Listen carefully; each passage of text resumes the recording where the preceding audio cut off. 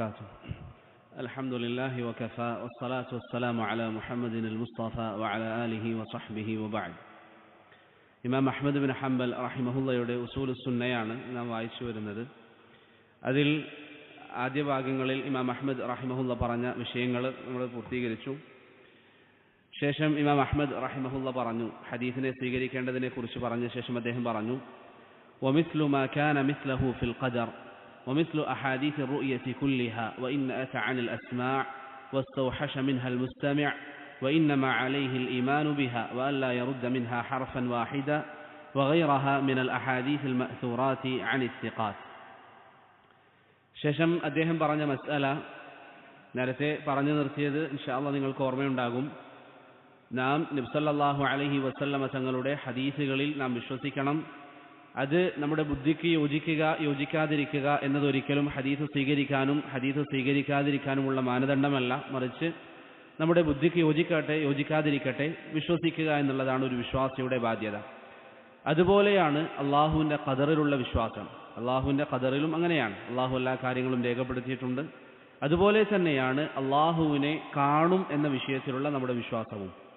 അള്ളാഹുവിനെ നമ്മൾ കാണും, മുഅ്മിനീങ്ങൾ അള്ളാഹുവിനെ കാണും എന്ന വിഷയത്തിൽ നബി സല്ലല്ലാഹു അലൈഹി വസല്ലം പഠിപ്പിച്ചു തന്നു. അതങ്ങനെ വിശ്വസിക്കുക.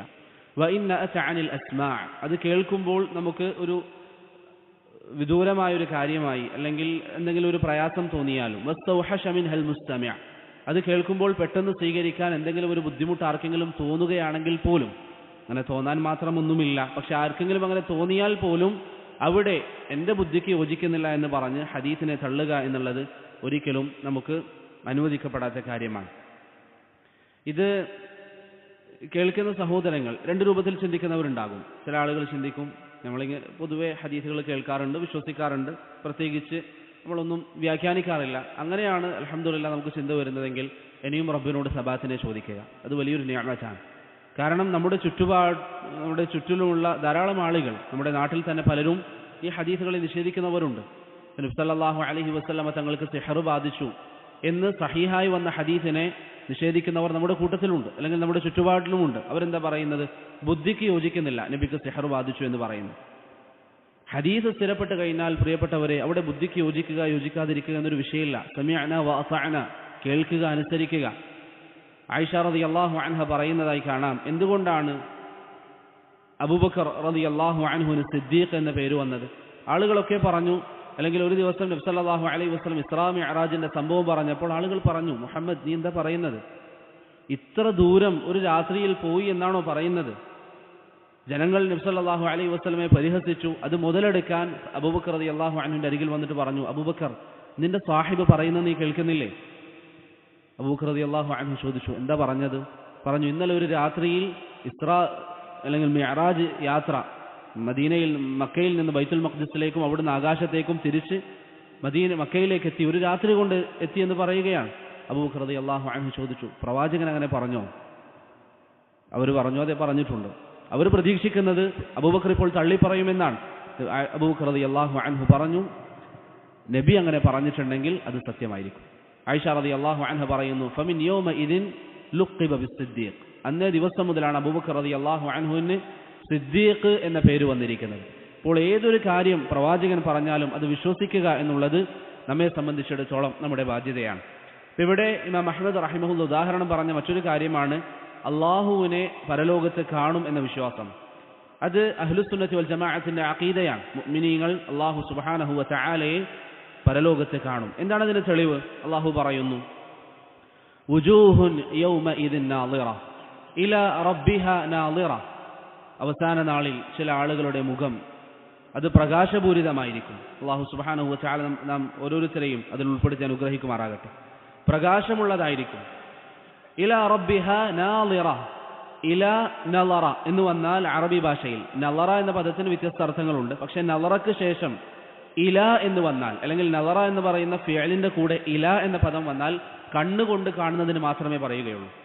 ഇലാ റബ്ബിഹാ നാളിറ എന്ന് പറഞ്ഞാൽ കണ്ണുകൊണ്ട് അള്ളാഹുവിലേക്ക് നോക്കുന്നവരായിരിക്കും. ഈ ആയത്ത് എന്തിനുള്ള തെളിവാണ്? പരലോകത്ത് വെച്ച് വിശ്വാസികൾ, മുഅ്മിനീങ്ങൾ അല്ലാഹു സുബ്ഹാനഹു വ തആലയെ കണ്ടുമുട്ടും എന്നതിന്റെ തെളിവാണ്. ഇന്ന് നമ്മുടെ നാട്ടിൽ ബിദ്അത്തിന്റെ ആളുകൾ പലരും ഇത് നിഷേധിക്കുന്നവരാണ്. ഇത് നിഷേധിക്കുന്നവരാണ്. ഒന്നുകിൽ നേർക്കുനേർ നിഷേധിക്കുന്നു, അതല്ലെങ്കിൽ വ്യാഖ്യാനങ്ങളിലൂടെ നിഷേധിക്കുന്നു. അഹ്ലുസുന്നയുടെ തെളിവ് എന്താണ്? അള്ളാഹു ഖുർആനിൽ പറയുന്നു, വുജൂഹുൻ യൗമഇദിൻ നാളിറ ഇലാ റബ്ബിഹാ നാളിറ, അള്ളാഹുവിലേക്ക് നോക്കുന്നതായിരിക്കുമെന്ന് അള്ളാഹു സുബ്ഹാനഹു വ തആല പറഞ്ഞു. അതുപോലെ തന്നെ അള്ളാഹു പറഞ്ഞ മറ്റൊരായത്ത്, ലില്ലദീന അഹ്സനുൽ ഹുസ്ന വ സിയാദ, നല്ലത് ചെയ്ത ആളുകൾ അവർക്ക് അൽ ഹുസ്നയുണ്ട്. എന്താണ് അൽ ഹുസ്ന? സ്വർഗമാണ്. അവർക്ക് സ്വർഗമുണ്ട്. വ സിയാദത്തുൻ, അതിലധികമായും അള്ളാഹു അവർക്ക് നൽകും. എന്താണ് ഈ സിയാദത്ത്? അവർക്ക് അള്ളാഹു സ്വർഗം നൽകുന്നതിനുപരി അള്ളാഹു നൽകുന്ന സിയാദത്ത് എന്താണ്? സുഹൈബ് റൂമി റളിയല്ലാഹു അൻഹുവിന്റെ ഹദീസിൽ നബി സല്ലല്ലാഹു അലൈഹി വസല്ലം വിശദീകരിച്ചതായി സഹീഹ് മുസ്ലിമിൽ കാണാം, അള്ളാഹുവിലേക്കുള്ള നോട്ടമാണ്, അള്ളാഹുവിനെ കാണാനുള്ള സൗഭാഗ്യമാണ്. അത് വലിയ ഫضലാണ് സഹോദരങ്ങൾ, റബ്ബിനെ കാണുക. നാം ഏതൊരു റബ്ബിനു വേണ്ടിയാണോ ഇബാദത്ത് ചെയ്യുന്നത്, ഏതൊരു അള്ളാഹുവിനു വേണ്ടിയാണോ ഈ മജാലിസുകളിൽ നാം വന്നിരിക്കുന്നത്, നമ്മുടെ ജീവിതത്തിൽ ഭൗതികമായ സുഖങ്ങളും മറ്റും നാം ഒഴിവാക്കുന്നത്, ഹറാമായ കാര്യങ്ങൾ ശരീരത്തിന് ഇഷ്ടമുണ്ടായിട്ടും ഇതൊക്കെ നാം ഒഴിവാക്കുന്നത് ഏതൊരു റബ്ബിനെ തൃപ്തിപ്പെടുത്താൻ വേണ്ടിയാണോ, ആ റബ്ബിനെ കണ്ടുമുട്ടുന്ന രംഗം, അതൊരു വിശ്വാസിയെ സംബന്ധിച്ചിടത്തോളം അതിനേക്കാൾ വലുത് ഇനി എന്താ ഉള്ളത്? അതുകൊണ്ടാണ് സ്വർഗത്തിൽ പ്രവേശിക്കപ്പെട്ടാൽ അള്ളാഹു അവരോട് ചോദിക്കും, നിങ്ങൾക്ക് ഇനി എന്തെങ്കിലും വേണോ? അവർ പറയും, റബ്ബേ ഇനി എന്ത് തരാനാണ്, എല്ലാം നീ നൽകി. ശേഷം അള്ളാഹു സുബ്ഹാനഹു വ തആല മറ നീക്കി അള്ളാഹുവിനെ കാണിച്ചു കൊടുക്കും. ആ ഒരു രംഗം ലാ ഇലാഹ ഇല്ലല്ലാഹ് ഒരു വിശ്വാസിക്ക് ഏറ്റവും വലിയ അനുഭൂതിയാണ്, ഏറ്റവും വലിയ അനുഭൂതിയാണ് റബ്ബിനെ കാണുക എന്നുള്ളത്. അതുകൊണ്ട് അള്ളാഹു പല സ്ഥലങ്ങളിലും ഖുർആനിലൊക്കെ പറയുമ്പോൾ ഫമൻ കാന യർജു ലിഖാഅ റബ്ബിഹി ഫല്യഅമൽ അമലൻ സാലിഹ, അള്ളാഹുവിനെ കണ്ടുമുട്ടേണ്ടി വരും എന്ന് ചിന്തിക്കുന്ന ആളുകൾ സൽക്കർമ്മങ്ങൾ ചെയ്തു കൊള്ളട്ടെ. അള്ളാഹുവിനെ കണ്ടുമുട്ടേണ്ടി വരുന്ന രംഗം എന്ന് പറയുന്നത് ഒരു വിശ്വാസിക്ക് ലഭിക്കുന്ന ഏറ്റവും വലിയ അനുഗ്രഹമായിരിക്കുമെന്നത് നാം മനസ്സിലാക്കുക. അള്ളാഹുവിനെ കാണും എന്ന വിഷയത്തിൽ അഹ്ലുസുന്ന കാണും, അല്ലെങ്കിൽ മുഅ്മിനീങ്ങൾ കാണും എന്ന വിഷയത്തിൽ ഇജ്മാ ഉണ്ട്. ഇമാം ഇബ്നു ബത്തയും ഇബ്നു ജരീർ അത്തബരിയും ഒക്കെ ഇജ്മാ ഉദ്ധരിച്ചതായി കാണാം. ശേഷം ഇമാം അഹ്മദ് പറഞ്ഞു, വഅല്ലാ യുഖാസിമ അഹദൻ വലാ യുനാദിറഹ വലാ യതഅല്ലമ അൽ ജിദാൽ فإن الكلام في القدر والرؤية والقرآن وغيرها من السنن مكروه ومنهي عنه لا يكون صاحبه وإن أصاب بكلامه السنة من أهل السنة حتى يدع الجدال ويسلم ويؤمن بالآثار. നേരത്തെ പറഞ്ഞ കാര്യങ്ങൾ ഇപ്പോൾ നിങ്ങൾ ഒന്ന് ചിന്തിച്ചു നോക്കിയാൽ ഇത്ര ചെറിയ റിസാലയിൽ ഇമാം അഹ്മദ് ആവർത്തിച്ച് പറഞ്ഞൊരു മസലയാണിത്, വഅല്ലാ യുഖാസിമ അഹദൻ വലാ യുനാദിറ. ഇതിന്റെ പേരിൽ ഒരാളോട് തർക്കിക്കാതിരിക്കുക, ഒരാളോട് സംവാദം നടത്താതിരിക്കുക. വലാ യതഅല്ലമുൽ ജിദാൽ, അതിന്റെ പേരിൽ അല്ലെങ്കിൽ തർക്കം പഠിക്കുകയോ അതിനുവേണ്ടി സമയം ചെലവഴിക്കുകയോ ചെയ്യാതിരിക്കുക. ശേഷം അദ്ദേഹം പറയുന്നു, അള്ളാഹുവിന്റെ ഖദറിൽ, അള്ളാഹുവിനെ കാണുന്ന വിഷയത്തിൽ, പരിശുദ്ധ ഖുർആനിന്റെ വിഷയത്തിലുള്ള സംസാരങ്ങളൊക്കെ അത് വെറുക്കപ്പെട്ട സംസാരങ്ങളാണ്. എന്ന് പറഞ്ഞാൽ തർക്കം, ദീനിന്റെ വിഷയത്തിൽ തർക്കം അത് വെറുക്കപ്പെട്ടതാണ്. ലാ യകൂനു സാഹിബുഹു വഇൻ അസാബ ബികലാമിഹി സുന്ന മിൻ അഹ്ലി സുന്ന ഹത്താ യദഅൽ ജിദാൽ വയുസല്ലിമ വയുഅ്മിന ബിൽ ആസാർ. അതിന്റെ പേരിൽ തർക്കിക്കുമ്പോൾ ചിലപ്പോൾ നാം പറയുന്ന കാര്യങ്ങൾ ശരിയായിരിക്കും, എന്നാൽ പോലും ഒരു വ്യക്തി അഹ്ലുസുന്നയിൽ പെടുകയില്ല, ആ വിഷയം പരിപൂർണമായി അംഗീകരിച്ച് അതിന് കീഴൊതുങ്ങുന്നത് വരെ. ഇപ്പൊ നമ്മൾ ഒരു കാര്യം, ഖദറിനെ കുറിച്ച് ഒരു കാര്യം കേട്ടാൽ അവിടെ നമ്മുടെ വാജിബ് എന്താണ്? ഞാൻ നേരത്തെ പറഞ്ഞതുപോലെ സമിഅന വ അതഅന, നാം റബ്ബിന്റെ അടിമകളാണ്. നമ്മെ അള്ളാഹു പടച്ചത് ആ ഒരു ലക്ഷ്യം പ്രിയപ്പെട്ടവരെ നാം മറന്നു പോകരുത്, ജോലി ചെയ്യാനല്ല, അല്ലെങ്കിൽ ഇവിടെ പണിയെടുത്ത് കുറച്ച് സമ്പാദ്യം ഉണ്ടാക്കി നല്ലൊരു വീടും വെച്ച് സുഖമായി ജീവിക്കാനല്ല. അതൊക്കെ രണ്ടാമത്തെ കാര്യമാണ്. ഏറ്റവും ഒന്നാമത്തെ ലക്ഷ്യം വമാ ഖലഖ്തുൽ ജിന്ന വൽ ഇൻസ ഇല്ലാ ലിയഅ്ബുദൂൻ, ഇബാദത്തിനാണ്. ജോലിയുടെ തിരക്ക് പറഞ്ഞ് നിസ്കാരം ഉപേക്ഷിക്കുന്നവർ ഏതൊരു ലക്ഷ്യത്തിന് വേണ്ടിയാണ് അള്ളാഹു അവരെ പടച്ചിരിക്കുന്ന ആ ലക്ഷ്യം മറക്കുന്നവരാണ്. അതുകൊണ്ട് റബ്ബ് നമ്മെ സൃഷ്ടിച്ചിരിക്കുന്ന അള്ളാഹുവിന്റെ വിധികൾക്ക് പരിപൂർണമായി കീഴൊതുങ്ങുക എന്ന് പറയുന്നത് ഒരു വിശ്വാസിയുടെ ഏറ്റവും വലിയ സിഫത്താണ്. ഇവിടെ അള്ളാഹുവിനെ കാണുന്നതുമായി ബന്ധപ്പെട്ട് ഒന്ന് രണ്ട് അഖദിയായ കാര്യങ്ങൾ, വിശ്വാസപരമായ കാര്യങ്ങൾ. ഒന്ന്, മുഅ്മിനീങ്ങൾ, വിശ്വാസികളെല്ലാവരും അള്ളാഹു സുബ്ഹാനഹു വ തആലയെ കാണും. എല്ലാവരും, വിശ്വാസികളെല്ലാവരും അള്ളാഹു സുബ്ഹാനഹു വ തആലയെ കാണും. അത് പാപങ്ങൾ ചെയ്യുന്നവരാണെങ്കിലും വിശ്വാസികളാണെങ്കിൽ, അവർ മുഅ്മിനീങ്ങളാണെങ്കിൽ, കാഫിരീങ്ങളല്ല എങ്കിൽ അവർ അള്ളാഹു സുബ്ഹാനഹു വ തആലയെ കാണും. പിന്നെ എന്താണ് വ്യത്യാസം? എല്ലാ മുഅ്മിനീങ്ങളും അള്ളാഹുവിനെ കാണുമെങ്കിൽ എന്താണ് ഇതിൽ ഓരോരുത്തർക്കുള്ള പ്രത്യേകത എന്ന് പറയുന്നത്? കാണുന്നതിൽ വ്യത്യാസമുണ്ടാകും. എന്ന് പറഞ്ഞാൽ ഈമാനിന്റെ തോതനുസരിച്ച് റബ്ബിനെ കാണുന്നതിൽ ഏറ്റക്കുറച്ചിൽ വരും. ഇപ്പോൾ ഒരു വ്യക്തി വളരെയധികം ഈമാനുള്ള, തഖ്വയുള്ള, അള്ളാഹുവിനെ ഭയപ്പെട്ട് ജീവിച്ച വ്യക്തിയാണെങ്കിൽ അദ്ദേഹം കാണുന്ന അത്ര ഈമാനുള്ള വ്യക്തികൾ, അത്ര ഈമാനില്ലാത്ത വ്യക്തികൾ കാണുകയില്ല. ഉദാഹരണത്തിന് ഒരു ഉദാഹരണം മനസ്സിലാകാം. നല്ല ഈമാനുള്ള വ്യക്തി 10 തവണ കാണുന്നുവെങ്കിൽ അത്ര ഈമാനില്ലാത്ത വ്യക്തി ചിലപ്പോൾ 2 തവണയാ കാണുക. മനസ്സിലായോ? ഈ ഏറ്റക്കുറച്ചൽ മുഅ്മിനീങ്ങൾ അള്ളാഹുവിനെ കാണുന്ന വിഷയത്തിൽ വരുമെന്ന് ഷെയ്ഖുൽ ഇസ്ലാം ഇബ്നു തൈമിയ്യ റഹിമഹുല്ല ഈ വിഷയത്തിൽ വന്ന ഹദീസുകളും മറ്റും വിശദീകരിക്കുന്നതിനിടയിൽ ബയാനു തൽബീസുൽ ജഹ്മിയ്യ എന്ന കിതാബിൽ വിശദീകരിക്കുന്നതായി കാണാം. അപ്പോൾ അള്ളാഹുവിനെ കാണുന്നതിൽ വ്യത്യാസം മുഅ്മിനീങ്ങൾക്കിടയിൽ ഉണ്ടാകും. അതിൻ്റെ എണ്ണത്തിലും അതിൻ്റെ രൂപത്തിലും വ്യത്യാസമുണ്ടാകുമെന്ന് ഉലമാക്കൾ സൂചിപ്പിച്ചതായി നമുക്ക് കാണാം. ശേഷം ഇവിടെ ഖുർആനിന്റെ വിഷയത്തിൽ അഹ്ലുസുന്നത്ത് വൽ ജമാഅത്തിന്റെ അഖീദ ഇമാം അഹ്മദ് വിശദീകരിക്കുകയാണ്. വൽ ഖുർആനു കലാമുല്ലാഹി വലൈസ ബിമഖ്ലൂഖ്. ഖുർആൻ അല്ലാഹുവിന്റെ കലാമാണ്, അത് സൃഷ്ടിയല്ല. വലാ യദ്ഉഫു അൻ യഖൂൽ ലൈസ ബിമഖ്ലൂഖ്. ഒരു വ്യക്തി ഒരിക്കലും ബലഹീനനാകാൻ പാടില്ല. എന്താണ് ഇവിടെ ഇമാം അഹ്മദ് ബലഹീനൻ കൊണ്ട് ഉദ്ദേശിച്ചത്? ഖുർആൻ അല്ലാഹുവിന്റെ സംസാരമാണ് എന്ന് പറയുന്നതിന് പകരം ഒരാൾ പറയാണ് ഖുർആൻ അല്ലാഹുവിന്റെ സൃഷ്ടിയല്ല. സംസാരമാണെന്ന് തുറന്നു പറയാതെ ഖുർആൻ അല്ലാഹുവിന്റെ സംസാരമാണ്, പക്ഷെ ഒരാൾ ഖുർആൻ അല്ലാഹുവിന്റെ സംസാരമാണ് എന്ന് തുറന്നു പറയാതെ കേവലം അല്ലാഹുവിന്റെ സൃഷ്ടിയല്ല എന്ന് പറഞ്ഞ് നിർത്തുകയാണെങ്കിൽ അങ്ങനെ ബലഹീനരാകാൻ പാടില്ല എന്ന് ഇമാം അഹ്മദ് റഹിമഹുല്ല പറയുന്നു. എന്തുകൊണ്ടാണ് ഖുർആൻ അല്ലാഹുവിന്റെ സൃഷ്ടിയല്ല മറിച്ച് അല്ലാഹുവിന്റെ കലാമാണെന്ന് പറയുന്നത്? ഫഇന്ന കലാം അല്ലാഹി ലൈസ ബിബാഇനിൻ മിൻ. അല്ലാഹുവിന്റെ സംസാരം എന്ന് പറയുന്നത് അല്ലാഹുവിൽ നിന്ന് വേറിട്ട് നിൽക്കുന്ന ഒരു കാര്യമല്ല, മറിച്ച് അല്ലാഹുവിന്റെ ഒരു ഭാഗമാണത്. അല്ലാഹുവിന്റെ സിഫത്താണ് അല്ലാഹുവിന്റെ സംസാരം. സിഫത്ത് എന്നുള്ളത് അല്ലാഹുവിന്റെ ഒരു ഭാഗമാണ്, മറ്റൊരു വസ്തുവല്ല. മനസ്സിലായോ? ഫഇന്ന കലാം അല്ലാഹി ലൈസ ബിബാഇനിൻ മിൻ വലൈസ മിൻഹു ശൈഉൻ മഖ്ലൂഖ്. അല്ലാഹുവിലുള്ള ഒരു കാര്യവും മഖ്ലൂഖാണെന്ന് പറയുക സാധ്യമല്ല. ഇപ്പൊ അല്ലാഹുവിന് ഖുദ്റത്തുണ്ട്, അത് റബ്ബിന്റെ സിഫത്താണ്, അത് സൃഷ്ടിയാണ് എന്ന് പറയുന്നത് സാധ്യമല്ല. ശേഷം പറഞ്ഞു വഇയ്യാക വമുനാദറത മൻ അഹ്ദസ ഫീ. ഈ വിഷയത്തിൽ പുതിയ വാദങ്ങളുമായി വരുന്ന ആളുകളോട് തർക്കിക്കുന്നത് നിങ്ങൾ സൂക്ഷിക്കുക. വമൻ ഖാല ബിൽ ലഫ്ളി വഗൈരിഹി. ആരെങ്കിലും ലഫ്ളി അല്ലെങ്കിൽ ലഫ്ളിന്റെ വാദം പറഞ്ഞാൽ, ലഫ്ളിന്റെ വാദം എന്ന് പറയുന്നത് ശരിക്കും മനസ്സിലാക്കാം. ഖുർആനിന്റെ വിഷയത്തിൽ നമ്മുടെ വിശ്വാസം എന്താണ്? ഇത് അല്ലാഹുവിന്റെ സംസാരമാണ്, അല്ലേ? ഖുർആൻ അല്ലാഹുവിന്റെ കലാമാണ്. ഇതാണ് അഹ്ലുസുന്നത്ത് വൽ ജമാഅത്തിന്റെ വിശ്വാസം. ഇമാം അഹ്മദ് ആദ്യം പറഞ്ഞു ഒരാൾ എന്ത് പറയരുത്, കേവലം ഖുർആൻ അല്ലാഹുവിന്റെ സൃഷ്ടിയല്ല എന്ന് പറഞ്ഞു മിണ്ടാതിരിക്കരുത്, മറിച്ച് ഉറപ്പിച്ചു പറയണം ഇത് അല്ലാഹുവിന്റെ കലാമാണ്.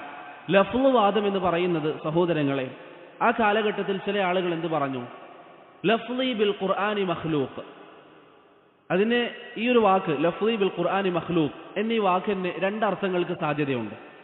ഒന്നുകിൽ അതിനെന്തർത്ഥം വെക്കാം? ലഫ്ളി എന്ന് പറഞ്ഞാൽ ഞാൻ ഈ ഉച്ചരിക്കുന്നത് അഥവാ നിങ്ങൾ ഈ കേൾക്കുന്നത്, എൻ്റെ ഈ ഉച്ചാരണം, ഖുർആൻ കൊണ്ടുള്ള എൻ്റെ ഉച്ചാരണം അത് അല്ലാഹുവിന്റെ സൃഷ്ടിയാണ് എന്നർത്ഥം അതിന് സാധ്യതയുണ്ട്. ഖുർആൻ കൊണ്ടുള്ള എൻ്റെ ഉച്ചാരണം അഥവാ നിങ്ങൾ കേൾക്കുന്നത്, ഞാൻ സംസാരിക്കുമ്പോൾ നിങ്ങൾ കേൾക്കുന്നുണ്ടല്ലോ, ഇത് അല്ലാഹുവിന്റെ സൃഷ്ടിയാണ് എന്ന് ഒരർത്ഥം അതിൽ വരും. അഥവാ ഈ കേൾക്കപ്പെടുന്ന ഈ ഖുർആൻ അത് ബാത്തിലായ അർത്ഥമാണ്, അഥവാ ഖുർആൻ അല്ലാഹുവിന്റെ സൃഷ്ടിയാണ് എന്ന അർത്ഥം പോലെ തന്നെയാണ്. എന്നാൽ ഒരാൾ പറയാണ് എൻ്റെ പ്രവർത്തനത്തെ അല്ലാഹു പടച്ചതാണ്. ലഫ്ളി ബിൽ ഖുർആനി മഖ്ലൂഖ് എന്നതിന് രണ്ടാമത്തെ അർത്ഥം എന്താണ്? എൻ്റെ ഈ പ്രവർത്തനം, എൻ്റെ ഈ ഫിഅൽ, എൻ്റെ ഈ തലഫുൽ, എൻ്റെ ഈ ഉച്ചാരണം, ഞാൻ എൻ്റെ ചുണ്ട് ചലിപ്പിക്കുന്നു, നാവ് കൊണ്ട് സംസാരിക്കുന്നു, എൻ്റെ ഈ ഉച്ചാരണം അത് അല്ലാഹു സുബ്ഹാനഹു വ തആല പടച്ചതാണ് എന്ന് പറഞ്ഞാൽ അർത്ഥം എന്താണ്? ശരിയാണ്. കാരണം അടിമകളെയും അവരുടെ പ്രവർത്തനങ്ങളെയും അല്ലാഹു സുബ്ഹാനഹു വ തആല സൃഷ്ടിച്ചിരിക്കുന്നതാണ്. വല്ലാഹു ഖലഖകും വമാ തഅമലൂൻ. അടിമകളുടെയും അടിമകളെയും അവരുടെ പ്രവർത്തനങ്ങളെയും സൃഷ്ടിച്ചിരിക്കുന്നത് അല്ലാഹു സുബ്ഹാനഹു വ തആല. ഇതെന്തുകൊണ്ടാണ് പറഞ്ഞത്? ആ കാലഘട്ടത്തിൽ ചില ആളുകൾ എന്ത് പറഞ്ഞു? ലഫ്ളി ബിൽ ഖുർആനി മഖ്ലൂഖ്. അവർ ഈ വാക്ക് പറഞ്ഞു. അപ്പൊ ഈ വാക്ക് രണ്ടർത്ഥത്തിലും സാധ്യതയുണ്ട്. ബാത്തിലായ അർത്ഥത്തിലും ഉപയോഗിക്കാം, ഹഖായ അർത്ഥത്തിലും ഉപയോഗിക്കാം. ഇമാം അഹ്മദ് റഹിമഹുല്ല ഇവിടെ പറഞ്ഞു വമൻ ഖാല ബിൽ ലഫ്ളി വഗൈരി. ആരെങ്കിലും അങ്ങനെയാണ് പറയുന്നതെങ്കിൽ ലഫ്ളി ബിൽ ഖുർആനി മഖ്ലൂഖ് ഔ വമൻ വഖഫ ഫീഹി, അല്ലെങ്കിൽ ഒരാൾ പറയാണ് ലാ അദ്രി മഖ്ലൂഖുൻ ഔ ലൈസ ബിമഖ്ലൂഖ് വഇന്നമാ ഹുവ കലാമുല്ലാഹ്. ഞാൻ അത് സൃഷ്ടിയാണെന്നും സൃഷ്ടിയല്ല എന്നൊന്നും ഞാൻ പറയുന്നില്ല എന്നൊരു വ്യക്തി പറയുകയാണെങ്കിൽ ഫഹാദ സാഹിബു ബിദ്അത്തിൻ, അവൻ ബിദ്അത്തുകാരനാണ്. അത് ഇൻഷാ അല്ലാഹ് ഞാൻ വിശദീകരിക്കുമ്പോൾ ക്ലിയർ ആവാത്ത ആളുകളുണ്ട്, ഒന്നും കൂടി മനസ്സിലാകും. ഇവിടെ ആദ്യം മനസ്സിലാക്കേണ്ടത് അൽ ഖുർആനു കലാമുല്ലാഹ്, ഖുർആൻ അള്ളാഹുവിന്റെ കലാമാണ് എന്ന് ഇമാം അഹ്മദ് റഹിമഹുല്ല പറഞ്ഞു. അപ്പോൾ ഖുർആനിനെ ആരിലേക്കാണ് ചേർത്തത്? അള്ളാഹുവിലേക്കാണ്. അള്ളാഹുവിലേക്ക് ചേർത്തപ്പെടുന്ന കാര്യങ്ങൾ രണ്ട് രൂപത്തിലാണ്, ശരിക്കും മനസ്സിലാക്കുക. അള്ളാഹുവിലേക്ക് ചേർത്തപ്പെടുന്ന കാര്യങ്ങൾ രണ്ട് രൂപത്തിലാണ്. ഒന്നാമത്തേത് ഇളാഫത്തു മുൽക്ക്. ഇളാഫത്തു മുൽക്ക് എന്ന് പറഞ്ഞാൽ എന്താണ് ഉദ്ദേശം? ഒരു വസ്തു അത് സ്വമേധയാ നിലകൊള്ളുന്ന വസ്തുവാണ്. പക്ഷെ അത് അള്ളാഹുവിലേക്ക് ചേർത്തപ്പെട്ട് ഖുർആനിലും ഹദീസുകളിലും നമ്മൾ കാണുന്നു. ഒരു വസ്തു സ്വമേധയാ എന്ന് പറഞ്ഞാൽ അത് ഒരു നിലനിൽപ്പുള്ളൊരു സാധനമാണ്.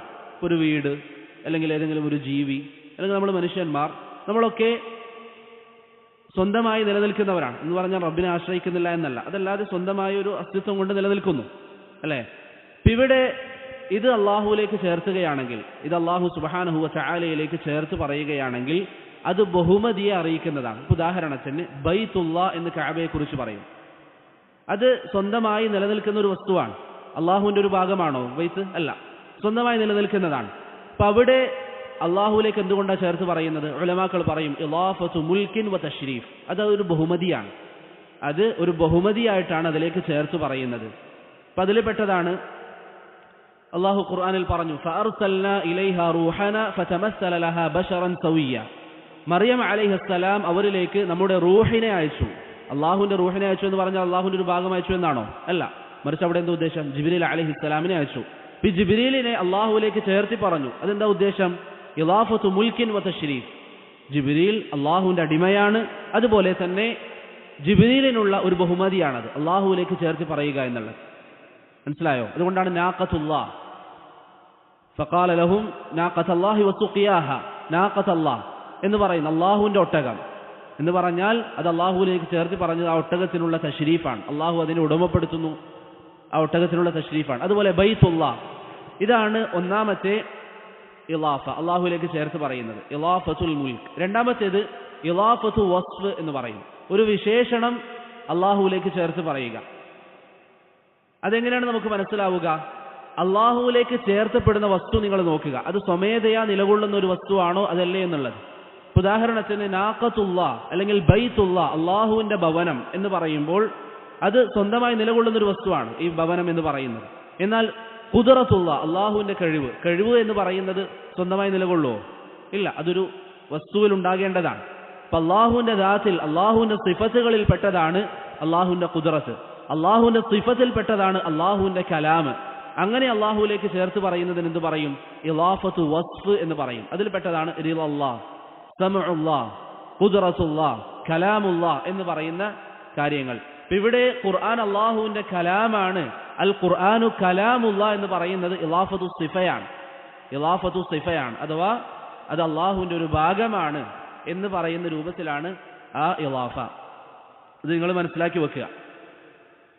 രണ്ടാമത്തേത് ഇമാം അഹ്മദ് റഹിമഹുല്ലാഹി ഈ അഖീദയിൽ നമ്മോട് പറയുന്നത് ഖുർആൻ അള്ളാഹുവിന്റെ സൃഷ്ടിയല്ല എന്ന് പറഞ്ഞാൽ മാത്രം പോരാ, മറിച്ച് ഖുർആൻ അള്ളാഹുവിന്റെ കലാമാണെന്ന് ഉറപ്പിച്ച് പറയണം. ഖുർആൻ അള്ളാഹുവിന്റെ കലാമാണ് എന്ന് ഉറപ്പിച്ച് പറയണം. ഇത് ഏത് വിഷയത്തിലും അങ്ങനെയാണ്. ഷറഇൽ ഒരു കാര്യം ഖണ്ഡിതമായി വന്നിട്ടുണ്ടെങ്കിൽ അതങ്ങനെ പറയുക എന്നുള്ളത് നമ്മുടെ ബാധ്യതയാണ്. അബൂ ലഹബ് നരകാവകാശിയാണ്, അതുപോലെ തന്നെ അബൂ ജഹൽ നരകാവകാശിയാണ്.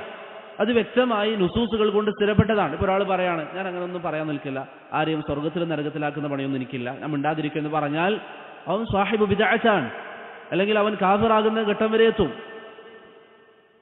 കാരണം ഖുർആനെ നിഷേധിക്കുന്നവനാണ് അവൻ. അപ്പം അതുകൊണ്ട് തന്നെ ഖുർആനിൽ അള്ളാഹു സുബ്ഹാനഹു വ തആല അല്ലെങ്കിൽ നബി സല്ലല്ലാഹു അലൈഹി വസല്ലം ഹദീസുകളിൽ ഒരു കാര്യം പറഞ്ഞു തന്നാൽ അത് ആ രൂപത്തിൽ തന്നെ വിശ്വസിക്കുക എന്നുള്ളത് നിർബന്ധമാണ്. ഇപ്പോൾ കുറച്ചു മുമ്പ് എനിക്ക് ആ വ്യക്തിയിലേക്ക് ചേർത്തപ്പെടുന്നത് എത്രത്തോളം ശരിയാണെന്ന് അറിയില്ല, അതുകൊണ്ട് പേര് പറയുന്നില്ല. ഒരു വ്യക്തിയോട് ചോദിക്കപ്പെട്ടതായിട്ട് കേട്ടു. എന്നോട് ഒരാൾ പറഞ്ഞതാണ്, ഒരാൾ ഷിർക്ക് ചെയ്യുന്നില്ല, അള്ളാഹുവിന് മാത്രമേ ഇബാദത്ത് ചെയ്യുന്നുള്ളൂ, പക്ഷേ നബി സല്ലല്ലാഹു അലൈഹി വസല്ലമയെ അംഗീകരിക്കുന്നില്ല. അങ്ങനെയാണെങ്കിൽ അവൻ സ്വർഗത്തിൽ പോകാൻ സാധ്യതയുണ്ടോ? ഈ വ്യക്തി നൽകിയ മറുപടി ചെറിയൊരു സാധ്യതയുണ്ട്, 0.000 എന്ന് പറഞ്ഞ് അദ്ദേഹം പറഞ്ഞ ചെറിയൊരു സാധ്യത അവിടെ നിലനിൽക്കുന്നുണ്ട്. അങ്ങനെ ഒരു സാധ്യതയുണ്ടോ? ഒരു സാധ്യതയുമില്ല. അവിടെ ശറഅ് ഉറപ്പിച്ചു പറഞ്ഞ കാര്യമാണ്. നബി സല്ലല്ലാഹു അലൈഹി വസല്ലമയെ അംഗീകരിക്കുന്നില്ലെങ്കിൽ അവൻ മുസ്ലിം അല്ല, അവൻ കാഫിറാണ്. അതിൽ യാതൊരു തർക്കവുമില്ല, ഒരു സംശയത്തിന് അവിടെ വകയില്ല. അതുകൊണ്ട് തന്നെ ശറഅ് ഉറപ്പിച്ചു പറഞ്ഞൊരു കാര്യം അത് നാം ഉറപ്പിച്ചു തന്നെ പറയണം. ഏതൊരു വിഷയമാണെങ്കിലും ശറഅ് ഉറപ്പിച്ചൊരു കാര്യം നമുക്ക് അധ്യാപനം നൽകിയാൽ അതങ്ങനെ പറയുക എന്നുള്ളത് നമ്മെ സംബന്ധിച്ചിടത്തോളം നമ്മുടെ ബാധ്യതയാണ്. പിന്നെ ഖുർആൻ അള്ളാഹുവിന്റെ കലാമാണ് എന്ന് പറയാൻ എന്താണ് നമുക്ക് തെളിവ്? ഞാൻ ഈ പറഞ്ഞതുപോലെ അള്ളാഹുവിന്റെ ഒരു ഭാഗമാണ്, അപ്പോൾ അത് സൃഷ്ടിയാണ് എന്ന് പറയുന്നത്, അല്ലെങ്കിൽ ഖുർആൻ അള്ളാഹുവിന്റെ സിഫത്താണ്, അത് അള്ളാഹു സൃഷ്ടിച്ചതല്ല എന്ന് പറയാനുള്ള തെളിവ് നേരത്തെ ഞാൻ പറഞ്ഞ കാര്യങ്ങൾ. ഒന്ന്, അള്ളാഹുവിന്റെ ഒരു ഭാഗമാണ്, അള്ളാഹുവിന്റെ സിഫത്ത് എന്ന് പറയുന്ന അള്ളാഹുവിന്റെ ഒരു ഭാഗമാണ്. മറ്റൊന്ന് അള്ളാഹു ഖുർആനിൽ പറഞ്ഞു അലാ ലഹുൽ ഖൽഖു വൽ അംർ. സൂറത്തുൽ അറാഫിൽ അള്ളാഹു പറഞ്ഞു അലാ ലഹുൽ ഖൽഖു വൽ അംർ. സുഫിയാൻ ഇബ്നു ഉയൈന റഹിമഹുല്ലാഹ് അതിനെ വിശദീകരിച്ചതായി ഇബ്നു അബി ഹാതിമിന്റെ തഫ്സീറിൽ കാണാം. അലാ ലഹുൽ ഖൽഖ്, അള്ളാഹുവിനാകുന്നു സൃഷ്ടിപ്പും അതുപോലെ തന്നെ കൽപ്പനയും. ഇപ്പൊ സുഫിയാൻ ഇബ്നു ഉയൈന പറയാണ് അൽ ഖൽഖു ഖൽഖുല്ലാഹ്, അള്ളാഹുവിനാണ് സൃഷ്ടിപ്പ്. അപ്പൊ ആദ്യം സൃഷ്ടിപ്പിനെ പറഞ്ഞു. വൽ അംറു, ശേഷം അള്ളാഹുവിന്റെ കൽപ്പന എന്ന് പറഞ്ഞു. അപ്പൊ അള്ളാഹുവിന്റെ വാക്കാണ്, അള്ളാഹുവിന്റെ കലാമാണ്. അപ്പോൾ അവിടെ വേർതിരിച്ചുകൊണ്ട് പറഞ്ഞു അള്ളാഹുവിന്റെ വാക്ക് സൃഷ്ടിയായിരുന്നുവെങ്കിൽ അൽ ഖൽഖു വൽ അംർ എന്ന അമർ പ്രത്യേകം എടുത്തു പറയേണ്ടതില്ലായിരുന്നു. മറിച്ച് ആ ഖൽഖിൽ അമർ പെടും, അല്ലെങ്കിൽ അള്ളാഹുവിന്റെ കലാമ് പെടും. അതുകൊണ്ടാണ് അള്ളാഹു സുബ്ഹാനഹു വ തആല വേറെ തന്നെ പറഞ്ഞത് എന്ന് സുഫിയാൻ ഇബ്നു ഉയൈന റഹിമഹുല്ലാഹ് പറഞ്ഞതായി നമുക്ക് കാണാം. പിന്നെ ഇവിടെ ഇമാം അഹ്മദ് പറഞ്ഞ രണ്ട് കാര്യങ്ങൾ, ഒന്ന് അള്ളാഹുവിലേക്ക് എന്തുകൊണ്ട് ചേർത്തി പറഞ്ഞു, രണ്ടാമത്തേത് ഖുർആൻ അള്ളാഹുവിന്റെ കലാമാണ് എന്നതിനുള്ള തെളിവ്. മൂന്നാമത്തെ കാര്യം ഇവിടെ ഇമാം അഹ്മദ് പറഞ്ഞത് 3 വിഭാഗം ജനങ്ങളെ കുറിച്ചാണ്. ഒന്നാമത്തേത് ചില ആളുകൾ പറഞ്ഞു ഖുർആൻ അള്ളാഹുവിന്റെ സൃഷ്ടിയാണ്. ആ വാദം തുടങ്ങിയത് ആരാണ്? ജഅദ് ബിൻ ദിർഹം, പിന്നെ ജഹ്മ ബിൻ സഫ്വാൻ, പിന്നെ മുഅ്തസിലിയാക്കൾ മദ്ഹബായി സ്വീകരിച്ചു. രണ്ടാമത്തേത് ഒരു വിഭാഗം പറഞ്ഞു ഞങ്ങൾ ഒന്നും പറയില്ല, ഇമാം അഹ്മദ് പറഞ്ഞതുപോലെ നമ്മൾ ഖുർആൻ അള്ളാഹുവിന്റെ സൃഷ്ടിയാൽ മഖ്ലൂഖല്ല അല്ലെങ്കിൽ മഖ്ലൂഖാണ് എന്നൊന്നും നമ്മൾ പറയില്ല, മിണ്ടാതിരിക്കും എന്ന് പറഞ്ഞ ആളുകൾ, അവർക്കാണ് വാഖിഫകൾ എന്ന് പറയുന്നത്. വാഖിഫകൾ എന്ന് പറയുന്നത്. മൂന്നാമത്തേത് നേരത്തെ നമ്മൾ പറഞ്ഞതുപോലെ ചില ആളുകൾ എന്ത് പറഞ്ഞു, ലഫ്ളി ബിൽ ഖുർആനി മഖ്ലൂഖ് എന്ന് പറഞ്ഞു. ലഫ്ളി ബിൽ ഖുർആനി മഖ്ലൂഖ് എന്റെ അർത്ഥം മനസ്സിലായോ നിങ്ങൾക്ക്? ലഫ്ളി ബിൽ ഖുർആനി മഖ്ലൂഖ് അഥവാ എൻ്റെ ഈ ലഫ്ള്, ഞാൻ നേരത്തെ പറഞ്ഞതാണ്, എൻ്റെ ഈ ലഫ്ള് സൃഷ്ടിക്കപ്പെട്ടതാണ്. അപ്പൊ അവിടെ രണ്ട് ഉദ്ദേശമുണ്ട്. ഒന്ന്, ലഫ്ള് എന്ന് പറയുന്നത് കേൾക്കപ്പെടുന്നതിന്, ഒരാൾ സംസാരിക്കുമ്പോൾ കേൾക്കപ്പെടുന്ന സംസാരം, അതിന് ലഫ്ള് എന്ന് പറയും. അങ്ങനെയാണെങ്കിൽ ഖുർആൻ അള്ളാഹുവിന്റെ സൃഷ്ടിയാണ് എന്ന അർത്ഥത്തിലേക്കാണ് അത് നയിക്കുക, അത് കുഫ്റാണ്. അതല്ലെങ്കിൽ എൻ്റെ ഈ പ്രവർത്തനം അള്ളാഹുവിന്റെ സൃഷ്ടിയാണെന്ന അർത്ഥമാണ് വരിക, അത് സഹിഹായ അർത്ഥമാണ്. പക്ഷേ അഖീദയുടെ വിഷയത്തിൽ വ്യക്തമായ നിലപാട് പറയാത്ത കാരണത്താൽ അവരെ അഹ്ലുസുന്നത്തി വൽ ജമാഅ ബിദ്അത്തുകാരാക്കി. ഇമാം അഹ്മദ് റഹിമഹുല്ലാഹ് അവരെ തബ്ദീഅ് ചെയ്തു. അങ്ങനെ ഇമാം അഹ്മദ് തബ്ദീഅ് ചെയ്ത വ്യക്തിയാണ് ഹുസൈൻ അൽ കറാബീസി, ഷാഫിഈ മദ്ഹബിലെ ഹുസൈൻ അൽ കറാബീസി എന്ന് പറയുന്ന വ്യക്തി. അദ്ദേഹമാണ് ഈ വാദം പറഞ്ഞത്. അദ്ദേഹം പറഞ്ഞു ലഫ്ളി ബിൽ ഖുർആനി മഖ്ലൂഖ്. ഞാനിങ്ങനെ വ്യക്തമായി ഖുർആൻ അള്ളാഹുവിന്റെ കലാമാണെന്ന് പറയുന്നതിന് പകരം അവ്യക്തമായ ഒരു വാക്ക് ആളുകളെ തൃപ്തിപ്പെടുത്താനോ മറ്റോ എന്തിനാവട്ടെ അവ്യക്തമായ വാക്ക് അഖീദയിൽ പറഞ്ഞപ്പോൾ ഇമാം അഹ്മദ് റഹിമഹുല്ല അദ്ദേഹത്തെ തബ്ദീഅ് ചെയ്തു. ഇസ്മാഈൽ അസ്ബഹാനി റഹിമഹുല്ല പറഞ്ഞു തവാറദ അന്നാസു അലാ തബ്ദീഇ. ഇമാം അഹ്മദ് അദ്ദേഹത്തെ മുബ്തദിഅാക്കി പറഞ്ഞതിന് ശേഷം അഹ്ലുസുന്ന ഒന്നടങ്കം ആ വ്യക്തിയെ ബിദ്അത്തുകാരനായാണ് പരിഗണിച്ചത് എന്ന് ഇസ്മാഈൽ അൽ അസ്ബഹാനി റഹിമഹുല്ല പറഞ്ഞതായി നമുക്ക് കാണാം. ഇവിടെ അഖീദയുടെ വിഷയത്തിൽ വ്യക്തമായ നിലപാടെടുക്കാത്തത് കാരണത്താൽ ഹുസൈൻ അൽ കറാബീസിയെ ഇമാം അഹ്മദ് റഹിമഹുല്ല തബ്ദീഅ് ചെയ്തു. ഇവിടെ നമുക്കുള്ള ഒരു പാഠം, പ്രിയപ്പെട്ടവരെ, ഹുസൈൻ അൽ കറാബീസി ധാരാളം ഇൽമുള്ള വ്യക്തിയായിരുന്നു, വലിയ ഇൽമുള്ള വ്യക്തിയാണ്. ഷാഫിഈ മദ്ഹബിന്റെ ചരിത്രം നിങ്ങൾ നോക്കിയാൽ ഷാഫിഈ മദ്ഹബിലെ പ്രഗത്ഭനായ പണ്ഡിതനാണ് ഹുസൈൻ അൽ കറാബീസി. പക്ഷേ അദ്ദേഹം അഖീദയിൽ വ്യക്തമായൊരു നിലപാട് സ്വീകരിക്കാത്തതിനാൽ ഇമാം അഹ്മദ് തബ്ദീഅ് ചെയ്തു. പിൽക്കാലഘട്ടത്തിൽ വന്ന ഉലമാക്കൾ അദ്ദേഹത്തെ തബ്ദീഅ് ചെയ്തു. എന്നാൽ അതുപോലെ ഷാഫിഈ മദ്ഹബിലെ മറ്റൊരു പണ്ഡിതനാണ് അബൂ സൗർ റഹിമഹുല്ലാഹ്. അദ്ദേഹം ഹുസൈൻ അൽ കറാബീസിയുടെ അത്ര ഇൽമിയായി ഉയർന്ന വ്യക്തിയായിരുന്നില്ല. പക്ഷേ സുന്നത്തിന് വേണ്ടി അദ്ദേഹം പ്രയത്നിച്ചു, അഖീദ തുറന്നു പറഞ്ഞു. അത് കാരണത്താൽ ഇമാം അഹ്മദ് അദ്ദേഹത്തെ പുകഴ്ത്തി. ഇന്നും അദ്ദേഹത്തെ അഖീദയുടെ ഉലമാക്കൾ അദ്ദേഹത്തെ വാഴ്ത്തുന്നതായി നിങ്ങൾക്ക് കാണാൻ സാധിക്കും. അപ്പൊ ഇതിൽ നമുക്കുള്ള പാഠം എന്താണ്? എത്രത്തോളം നാം സുന്നത്ത് മുറുകെ പിടിക്കുന്നു, മൻഹജ് മുറുകെ പിടിക്കുന്നു, സലഫി അഖീദ മുറുകെ പിടിക്കുന്നു എന്നതിലാണ് കാര്യം. കുറെ ഇൽമുണ്ടാവുക, കുറെ ദർസുകൾക്ക് ഇരിക്കുക എന്നതിനേക്കാളും നാം സലഫി അഖീദ മുറുകെ പിടിക്കാൻ എത്രമാത്രം പരിശ്രമിക്കുന്നു എന്നുള്ളതാണ് ഏറ്റവും വലിയ കാര്യം. കാരണം ചിലർക്ക് ധാരാളം ഇൽമുണ്ടാകും, പക്ഷെ പിന്നീട് അല്ലാഹു സുബ്ഹാനഹു വ തആല ഇസ്തിഖാമത്ത് എടുത്തു കളയും. അതുകൊണ്ട് എപ്പോഴും നമ്മുടെ ദീനിന്റെ വിഷയത്തിൽ നാം സുരക്ഷിതമായി നിലനിൽക്കാൻ വേണ്ടി ശ്രമിക്കുക. ഒരിക്കലും ദീനിനെ ഒരു സ്ഥലത്തും പോയി പണയം വെക്കുന്ന നിലയിൽ നാം ആവാൻ പാടില്ല. അതുപോലെ തന്നെ അള്ളാഹുവിന്റെ കലാമിനെ കുറിച്ച് അഹ്ലുസുന്നയുടെ വിശ്വാസത്തിൽപ്പെട്ടതാണ് അള്ളാഹുവിന്റെ സംസാരത്തിന് അക്ഷരങ്ങളുണ്ട്, അതിന് ശബ്ദമുണ്ട്. അള്ളാഹുവിന്റെ സംസാരത്തിന് അക്ഷരമുണ്ട്, അതിന് ശബ്ദമുണ്ട്. അശ്അരി മദ്ഹബ് ഇതിനെതിരാണ്. അശ്അരി മദ്ഹബ് ഇതിനെതിരാണ്. എന്നാൽ അഹ്ലുസുന്നയുടെ വിശ്വാസം അനുസരിച്ച് റബ്ബിന്റെ സംസാരത്തിന്, അള്ളാഹു ഒരു കാര്യം സംസാരിച്ചാൽ അതിന് ശബ്ദമുണ്ടാകും, അതുപോലെ തന്നെ അതിന് അക്ഷരങ്ങൾ ഉണ്ടാകും. സിർസി റഹിമഹുല്ലാഹ് ഈ വിഷയത്തിൽ ഒരു കിതാബ് എഴുതിയിട്ടുണ്ട്, അർറദ്ദു അലാ മൻ അൻകറ അൽ ഹർഫ വസ്സൗത്ത്. ഹർഫും സൗത്തും എതിർത്ത ആളുകൾക്കുള്ള മറുപടി എന്ന വിഷയത്തിൽ ഇമാം അസ്സിർജി റഹിമഹുല്ലാഹ് ഒരു കിതാബ് എഴുതിയിട്ടുണ്ട്. ഷെയ്ഖുൽ ഇസ്ലാം ഇബ്നു തൈമിയ്യ അത്ത്-തിസ്ഈനിയയിൽ ഇത് വിശദീകരിച്ചതായും നമുക്ക് കാണാം. അതിന്റെ കൂടെ ഉണർത്താനുള്ള ഒരു കാര്യം, സമീപകാലം ജീവിച്ചവരിൽ ഖുർആൻ അള്ളാഹുവിന്റെ സൃഷ്ടിയാണെന്ന് വാദം പറഞ്ഞ ആരാണ്? സയ്യിദ് ഖുതുബ്. സയ്യിദ് ഖുതുബ് ദലാലുൽ ഖുർആനിൽ ഖുർആൻ അള്ളാഹു പടച്ചതാണ് എന്ന നിലയിൽ സംസാരിക്കുന്നതായി കാണാവുന്നതാണ്. അത് ഇമാം അഹ്മദ് പറഞ്ഞതുപോലെ കുഫ്റിന്റെ വാദമാണ്. പക്ഷേ ഇമാം അഹ്മദിന്റെ സീറയിൽ നേരത്തെ നമ്മൾ പറഞ്ഞു തഫ്രീഖു ബൈന അൻ-നൗഇ വൽ ഐൻ, ഒരു കാര്യം കുഫ്റാണെന്ന് പറഞ്ഞാൽ അത് ചെയ്ത എല്ലാ വ്യക്തികളും എന്താവണമെന്നില്ല, കാഫിർ ആകണമെന്നില്ല. അഹ്ലുസുന്ന പൊതുവെ സ്വീകരിക്കുന്ന ഒരു രീതിയാണ്. അതുകൊണ്ട് തന്നെ സയ്യിദ് ഖുതുബിനെ അഹ്ലുസുന്നയുടെ ഉലമാക്കൾ തബ്ദീഅ് ചെയ്തു, മുബ്തദിഅാണെന്ന് പറഞ്ഞു. പക്ഷേ കാഫിറാക്കിയതായി നിങ്ങൾക്ക് കാണാൻ സാധിക്കുകയില്ല. അഹ്ലുസുന്നയുടെ ഉലമാക്കൾ കാഫിറാക്കിയിരുന്നില്ല. طيب ശേഷം ഇമാം അഹ്മദ് റഹിമഹുല്ലാഹ് പറഞ്ഞു വൽ ഈമാനു ബിർറുയതി യൗമൽ ഖിയാമത്തി കമാ റുവിയ അൻ നബി സല്ലല്ലാഹു അലൈഹി വസല്ലം മിനൽ അഹാദീസ് الصحاح وأن النبي قد رأى ربه فإنه مأثور عن رسول الله صلى الله عليه وسلم صحيح رواه قتادة عن عكرمة عن ابن عباس ورواه الحكم بن أبان عن عكرمة عن ابن عباس ورواه علي بن زيد عن يوسف بن مهران عن ابن عباس والحديث عندنا على ظاهره كما جاء عن النبي صلى الله عليه وسلم والكلام فيه بدعة ولكن نؤمن به كما جاء على ظاهره ولا نناظر فيه أحدا. ഇവിടെ നേരത്തെ പറഞ്ഞ ചർച്ചകൾ തന്നെയാണ്. അല്ലാഹു സുബ്ഹാനഹു വ തആലയെ പരലോകത്ത് മുഅ്മിനീങ്ങൾ കാണും. ആ വിഷയത്തിൽ വന്നിരിക്കുന്ന ഹദീസുകൾ സ്ഥിരപ്പെട്ടതാണ്. അതുപോലെ തന്നെ ഇമാം അഹ്മദ് പറഞ്ഞ മറ്റൊരു കാര്യം നബി സല്ലല്ലാഹു അലൈഹി വസല്ലം അല്ലാഹുവിനെ കണ്ടിട്ടുണ്ട് എന്നുള്ളതാണ്. അത് നേരത്തെ ഞാൻ പറഞ്ഞു, നേരത്തെ നമ്മൾ വിശദീകരിച്ചു. നബി സല്ലല്ലാഹു അലൈഹി വസല്ലം അല്ലാഹുവിനെ കണ്ടിട്ടുണ്ടോ ഇല്ലയോ എന്ന വിഷയത്തിൽ ചില ഉലമാക്കൾ പറഞ്ഞു സഹാബത്തിനിടയിൽ അഭിപ്രായ വ്യത്യാസം സംഭവിച്ചിട്ടുണ്ട്. എന്താണ് കാരണം? ആയിഷ റളിയല്ലാഹു അൻഹ പറഞ്ഞു നബി സല്ലല്ലാഹു അലൈഹി വസല്ലം അല്ലാഹുവിനെ കണ്ടു എന്ന് ആരെങ്കിലും പറഞ്ഞാൽ അവൻ തെറ്റുപറ്റിയവനാണ്. ഇബ്നു അബ്ബാസ് റളിയല്ലാഹു അൻഹു പറഞ്ഞു റആഹു, പ്രവാചകൻ അല്ലാഹുവിനെ കണ്ടിട്ടുണ്ട്. സഹീഹ് മുസ്ലിമിൽ അബൂദർ അൽ ഗിഫാരി റളിയല്ലാഹു അൻഹു പ്രവാചകനോട് ചോദിച്ചു, പ്രവാചകരെ താങ്കൾ അല്ലാഹുവിനെ കണ്ടിരുന്നോ? നബി സല്ലല്ലാഹു അലൈഹി വസല്ലം പറഞ്ഞു നൂറുൻ അന്ന അറാഹു, അതൊരു പ്രകാശമാണ്, ഞാൻ എങ്ങനെയാണ് കാണുക? ഇവിടെ ചില ഉലമാക്കൾ എന്ത് പറഞ്ഞു? ഇത് സഹാബത്തിനിടയിലുള്ള അഭിപ്രായ വ്യത്യാസമാണ്. പക്ഷേ നേരത്തെ നാം സൂചിപ്പിച്ചതുപോലെ ജഹ്മിയാക്കൾക്കുള്ള റദ്ദിൽ ഇമാം അദ്ദാരിമി റഹിമഹുല്ലാഹ് പറഞ്ഞതുപോലെ ഇത് അഭിപ്രായ വ്യത്യാസമല്ല, മറിച്ച് ഇബ്നു അബ്ബാസ് റളിയല്ലാഹു അൻഹു ഉദ്ദേശിച്ചത് മനസ്സുകൊണ്ട് അല്ലാഹു സുബ്ഹാനഹു വ തആലയെ കണ്ടു എന്നാണ്. ആയിഷ റളിയല്ലാഹു അൻഹ കണ്ടില്ല എന്ന് പറഞ്ഞത് കണ്ണുകൊണ്ട് കണ്ടില്ല എന്നാണ്. അതല്ലാതെ മനസ്സുകൊണ്ട് കണ്ടതിനെ ആയിഷ റളിയല്ലാഹു അൻഹ നിഷേധിച്ചിരുന്നില്ല. ഇപ്പൊ രണ്ട് സഹാബികൾ, ആയിഷ റളിയല്ലാഹു അൻഹ നിഷേധിച്ചത് കണ്ണുകൊണ്ടുള്ള കാഴ്ചയും ഇബ്നു അബ്ബാസ് സ്ഥിരപ്പെടുത്തിയത് മനസ്സുകൊണ്ടുള്ള കാഴ്ചയുമാണ് എന്ന് ഇമാം അദ്ദാരിമി റഹിമഹുല്ലാഹ് ജഹ്മിയാക്കൾക്കുള്ള മറുപടിയിലും ഇബ്നുൽ ഖയ്യിം ഇജ്തിമാഉൽ ജുയൂഷ് അൽ ഇസ്ലാമിയയിലും വിശദീകരിക്കുന്നതായി കാണാം.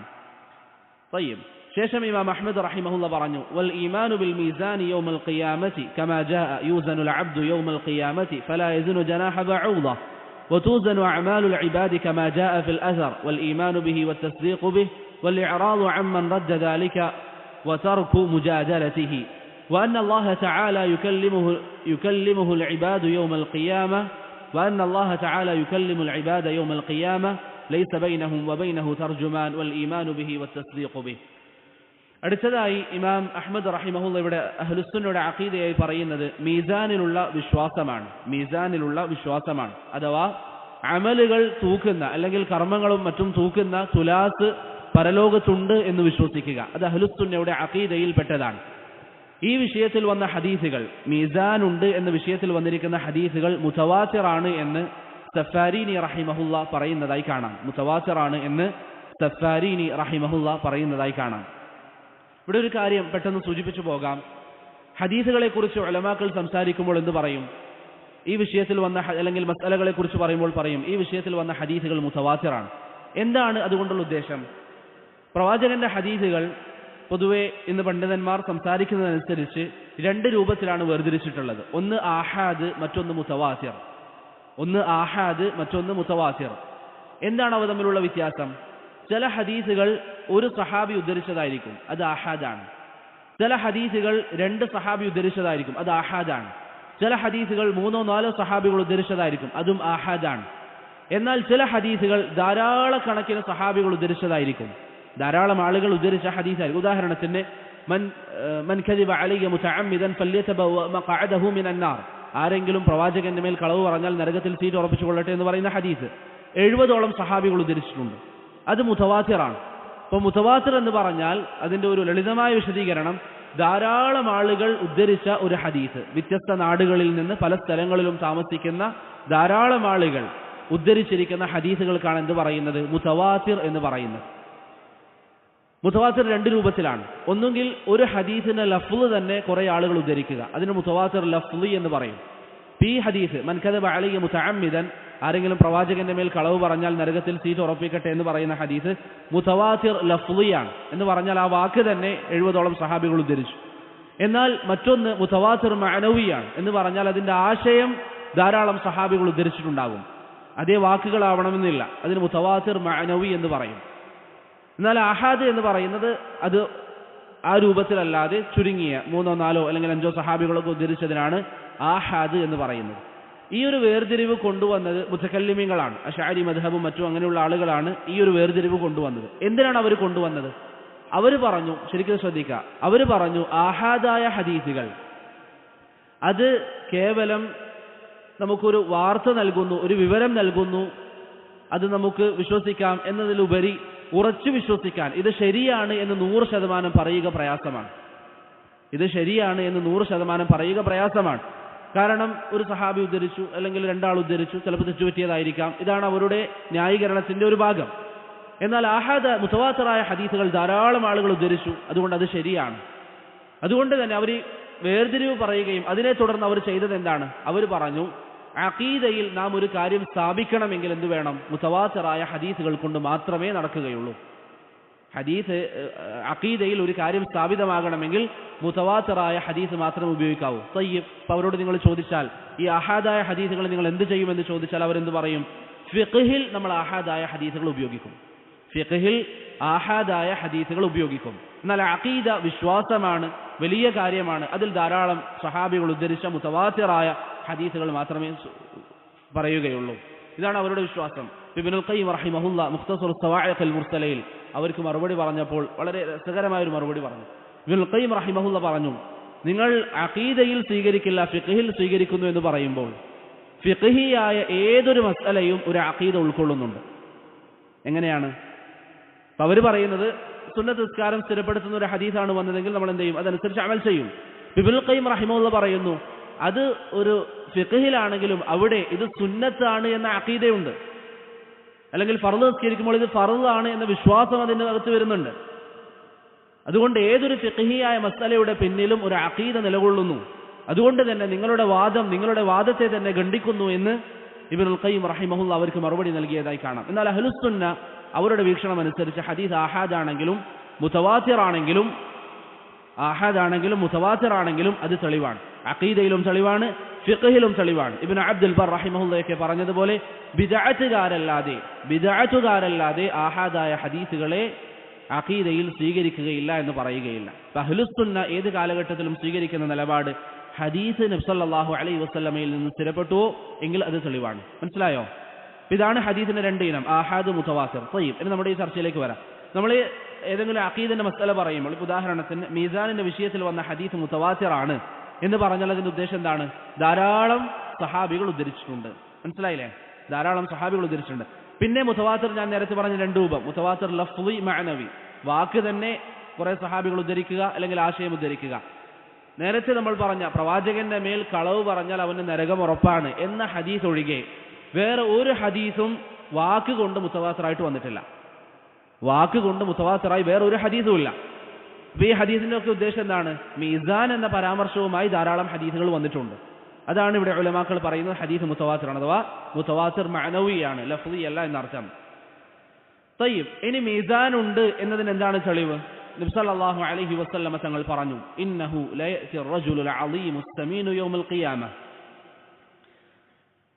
പരലോകത്ത് വലിയ ഭാരമുള്ള തടിച്ച ഒരു മനുഷ്യൻ വരും, പക്ഷേ ലാ യസിനു, അള്ളാഹുവിന്റെ മീസാനിൽ അവൻ തൂങ്ങുകയില്ല, ജനാഹ ബഊദത്തിൻ, ഒരു കൊതുകിന്റെ ചിറകിന്റെ തൂക്കം പോലും ഭാരം പോലും അവനുണ്ടാവുകയില്ല എന്ന് റസൂലുള്ളാഹി സ്വല്ലല്ലാഹു അലൈഹി വസല്ലമ തങ്ങൾ പറഞ്ഞതായി ഇമാം ബുഖാരി മുസ്ലിമും ഉദ്ധരിക്കുന്ന ഹദീസിലുണ്ട്. അപ്പോൾ അവിടെ എന്താ പറഞ്ഞത്?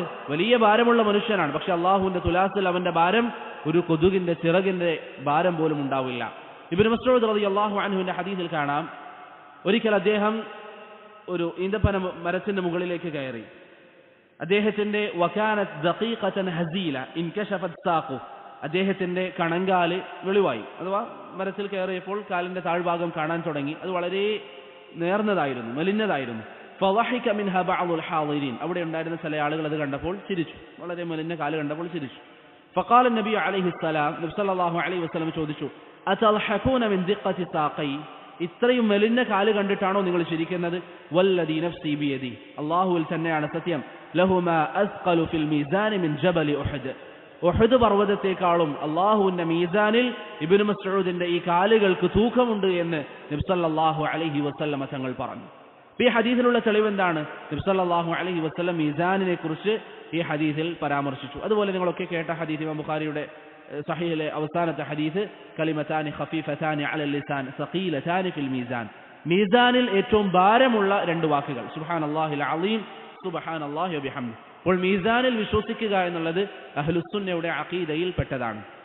ഇനി മീസാനിൽ അതിന്റെ സിഫത്തുകൾ ഹദീസുകളിൽ വന്നത് എങ്ങനെയാണ്? മീസാന്റെ രൂപം, മീസാൻ ഓരോരോ ഉമ്മത്തിന് ഓരോരോ മീസാനാണോ, അതല്ല എല്ലാ സമൂഹത്തിനും കൂടി ആദം അലൈഹിസ്സലാമിന്റെ കാലം മുതൽ അവസാന നാൾ വരെ വരുന്നവർക്ക് ഒരു മീസാനാണോ എന്ന വിഷയത്തിൽ പണ്ഡിതന്മാർക്കിടയിൽ വ്യത്യസ്ത അഭിപ്രായങ്ങളുണ്ട്. പല പണ്ഡിതന്മാരും ഒരു മീസാൻ എന്ന അഭിപ്രായം സ്വീകരിച്ചവരാണ്. പക്ഷെ നമുക്കിന്ന് പ്രത്യേകിച്ച് അമലുമായി ആ ഒരു കാര്യത്തിന് വലിയ ബന്ധമില്ലാത്തതുകൊണ്ട് വിശാലമായ ചർച്ചയിലേക്ക് പോകേണ്ടതില്ല. നിങ്ങളങ്ങനെ മനസ്സിലാക്കുക, ഒരു മീസാനാണോ അതല്ല ഒന്നിലധികം മീസാനാണോ എന്ന വിഷയത്തിൽ പണ്ഡിതന്മാർ വ്യത്യസ്ത അഭിപ്രായങ്ങൾ പറഞ്ഞിട്ടുണ്ട്. അതുപോലെ തന്നെ മീസാന്റെ വിഷയത്തിൽ അഹ്ലുസുന്നയുടെ അഖീദയിൽപ്പെട്ടതാണ്, അതിന് രണ്ട് ഭാഗങ്ങളുണ്ട്.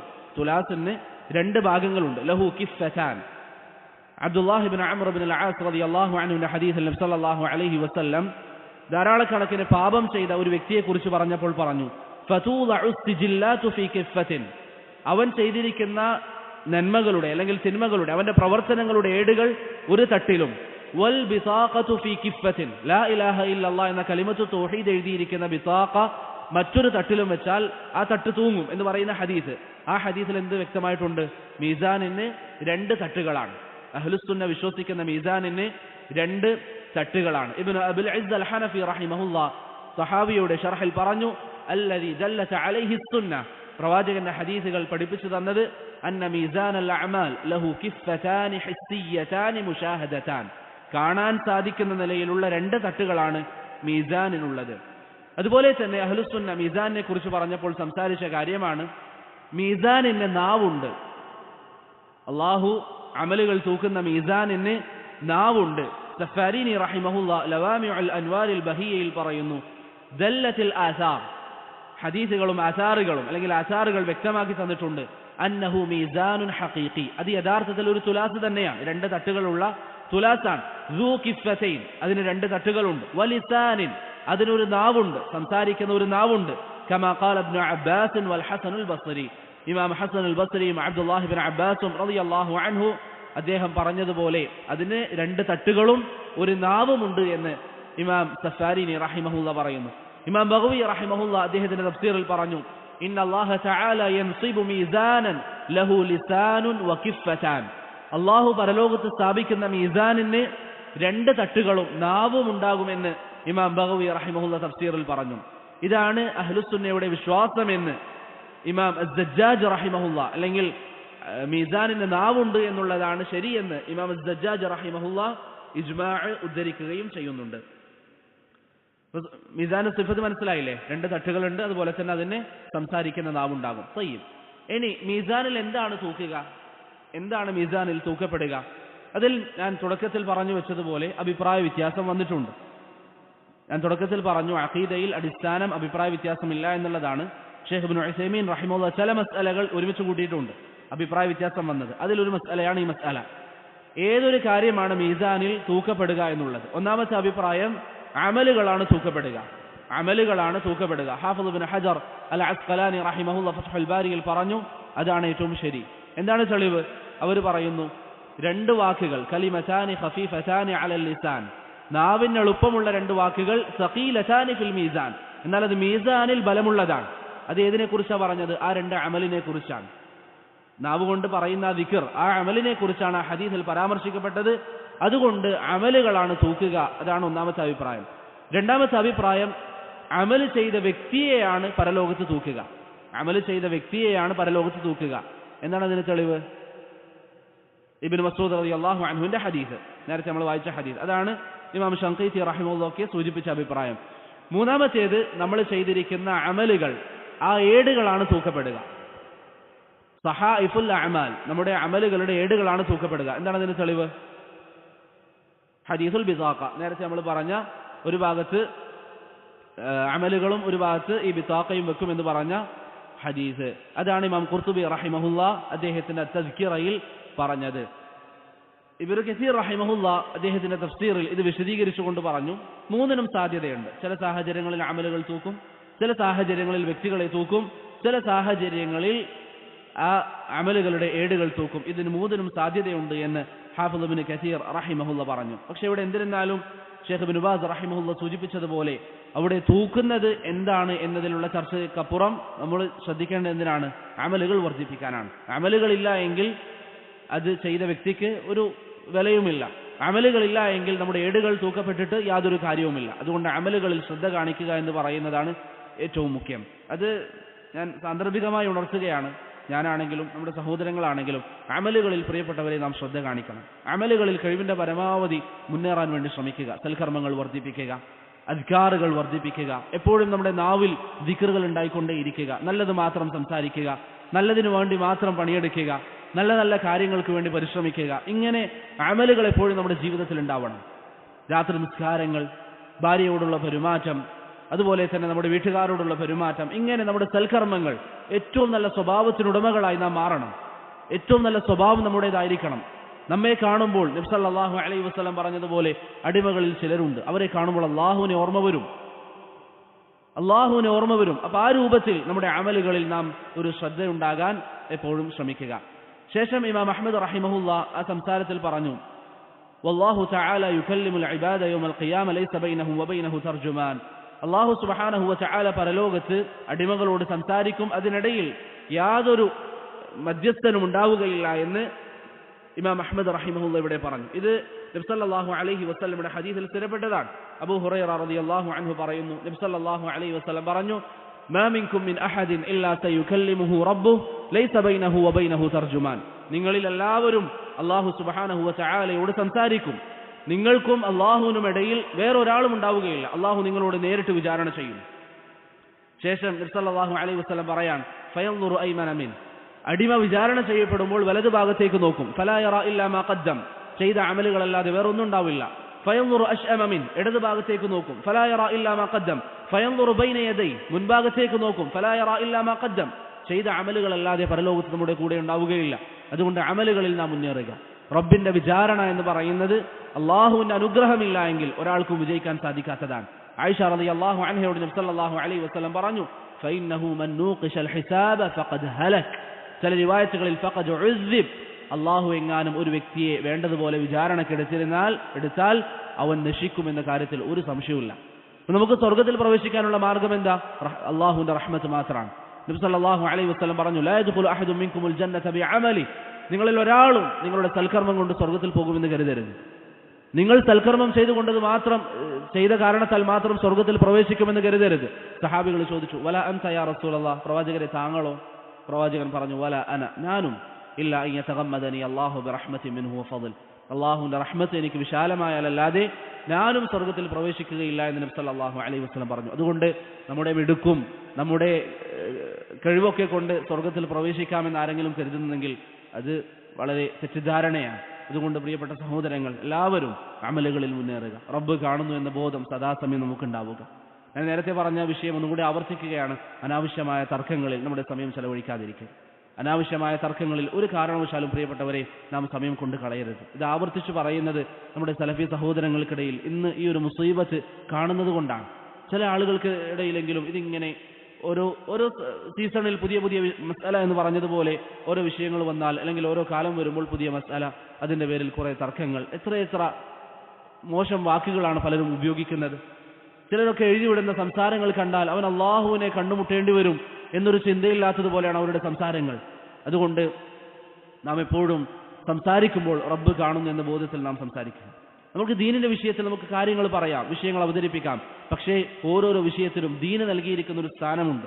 ആ സ്ഥാനത്തിനപ്പുറത്തേക്ക് നാം ഉയർത്താൻ പാടില്ല.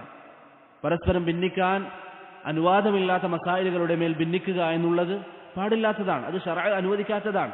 അപ്പൊ ശർഅ് ഒരു വിഷയത്തിന് കൊടുത്തിരിക്കുന്ന പ്രാധാന്യത്തെക്കാൾ നാം ആ വിഷയത്തിന് പ്രാധാന്യം നൽകുക എന്ന് പറയുന്നത് അതൊരിക്കലും ഇസ്ലാമിന് പരിചയമുള്ള മാർഗമല്ല, നമ്മുടെ നാട്ടിൽ ചിലർ ചെയ്യുന്നത് പോലെ. അതുകൊണ്ട് അനാവശ്യമായ തർക്കങ്ങളും മോശമായ സംസാരങ്ങളുമൊക്കെ എപ്പോഴും നാം ഒഴിവാക്കുക. അള്ളാഹുവിനെ കണ്ടുമുട്ടേണ്ടി വരും എന്നൊരു ഓർമ്മ നമുക്കെല്ലാവർക്കും ഉണ്ടാവുക. ശേഷം ഇമാം അഹ്മദ് റഹിമഹുല്ല പറഞ്ഞു, വൽ ഈമാനു ബിൽ ഹൗളി, ഹൗളിൽ വിശ്വസിക്കുക, ഹൗളിൽ വിശ്വസിക്കുക. വഅന്ന ലിറസൂലില്ലാഹി സ്വല്ലല്ലാഹു അലൈഹി വസല്ലം ഹൗളൻ യൗമൽ ഖിയാമ യരിദു അലൈഹി ഉമ്മത്തുഹു. നബി സല്ലല്ലാഹു അലൈഹി വസല്ലം തങ്ങൾക്ക് അവസാന നാളിൽ അല്ലെങ്കിൽ ഖിയാമത്തിൽ അല്ലാഹു സുബ്ഹാനഹു വ തആല ഒരു ഹൗള് നൽകും. അർളുഹു മിസ്ലു തൂലിഹി, അതിന്റെ വീതി അതിന്റെ നീളം പോലെയാണ്, അതിന്റെ വീതി അതിന്റെ നീളം പോലെയാണ്. ആനിയതുഹു കഅദദി നുജൂമിസ് സമാഇ അലാ മാ സഹഹത് ബിഹിൽ അഖ്ബാർ മിൻ ഗൈരി വജ്ഹിൻ. ഒന്നിലധികം റിവായത്തുകളിലും മറ്റും സ്ഥിരപ്പെട്ടതുപോലെ ആകാശത്തിലെ നക്ഷത്രങ്ങളുടെ എണ്ണത്തിനത്രയും അതിലെ പാത്രങ്ങൾ വരുമെന്ന് ഇമാം അഹ്മദ് റഹിമഹുല്ല പറയുന്നു. അപ്പൊ അത്രയും അധികം പാത്രങ്ങൾ അല്ലെങ്കിൽ അതിൽ നിന്ന് കുടിക്കാനുള്ള പാത്രങ്ങൾ അത്രയും അധികം ഉണ്ടാകുമെന്ന് ഇമാം അഹ്മദ് റഹിമഹുല്ല പറയുന്നു. ഹൗളിന്റെ വിഷയത്തിൽ വന്ന ഹദീസ് മുതവാത്തിറാണ് എന്ന്, മുതവാത്തിർ എന്താണെന്ന് മനസ്സിലായില്ലേ? ഇമാം ഇബ്നു റജബ് അൽ ഹംബലി റഹിമഹുല്ല പറഞ്ഞിട്ടുണ്ട്. പിന്നെ അതിന്റെ സിഫത്ത്, അതിന്റെ വിശേഷണം എന്താണ്? നേരത്തെ നാം പറഞ്ഞതുപോലെ അർളുഹു മിസ്ലു തൂലിഹി, അതിന്റെ വീതിയും നീളവും ഒരുപോലെയാണ്. വേറെ ചില റിവായത്തുകളിൽ കാണാം സവായാഹു സവാ, അതിന്റെ 4 ഭാഗങ്ങളും ഒരുപോലെയാണ്, 4 ഭാഗങ്ങളും ഒരുപോലെയാണ്. അതുകൊണ്ട് തന്നെ ഈ ഹദീസ് മനസ്സിലാക്കി തരുന്നത് എന്താണ്? ഹൗള് സ്ക്വയർ രൂപത്തിലാണ്, അതൊരു സ്ക്വയർ രൂപത്തിലാണ്. ചില ആളുകൾ അത് സർക്കിൾ രൂപത്തിലാണെന്ന് പറഞ്ഞിട്ടുണ്ട്. അത് ശരിയല്ല. മറിച്ച് ഹദീസുകളിൽ നിന്ന് വ്യക്തമാകുന്നത് പോലെ പല ഉലമാക്കളും പറഞ്ഞതുപോലെ അത് മുറബ്ബഅാണ്, അത് സ്ക്വയർ രൂപത്തിലാണ്, ദാഇരിയല്ല, റൗണ്ടായിട്ടുള്ളതല്ല. അതാണ് ഹൗദിന്റെ വിഷയത്തിൽ ശരിയായ അഭിപ്രായം. പിന്നെ ഇവിടെ ഇമാം അഹ്മദ് പറഞ്ഞു, ആനിയതുഹു കഅദദി നുജൂമിസ് സമാ, ആകാശത്തുള്ള നക്ഷത്രങ്ങളുടെ എണ്ണത്തിനനുസരിച്ചാണ് അവിടെയുള്ള പാത്രങ്ങൾ, ഹൗദിൽ നിന്ന് കുടിക്കാനുള്ള പാത്രങ്ങൾ. എന്നാൽ വേറെ ചില റിവായത്തുകളിൽ അബൂദർ അൽ ഗിഫാരി റളിയല്ലാഹു അൻഹുവിന്റെ റിവായത്തിൽ ലആനിയതുഹു അക്സറു മിൻ അദദി നുജൂമിസ് സമാഇ വകവാകിബിഹ എന്ന് കാണാം സഹീഹ് മുസ്ലിമിൽ.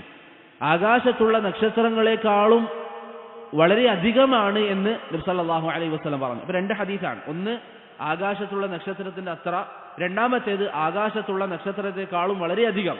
ഇതാണ് ഏറ്റവും ശരിയായ അഭിപ്രായം. ആകാശത്തുള്ള നക്ഷത്രത്തെക്കാളും വളരെ അധികമാണ് ഹൗദിൽ നിന്ന് കുടിക്കാനുള്ള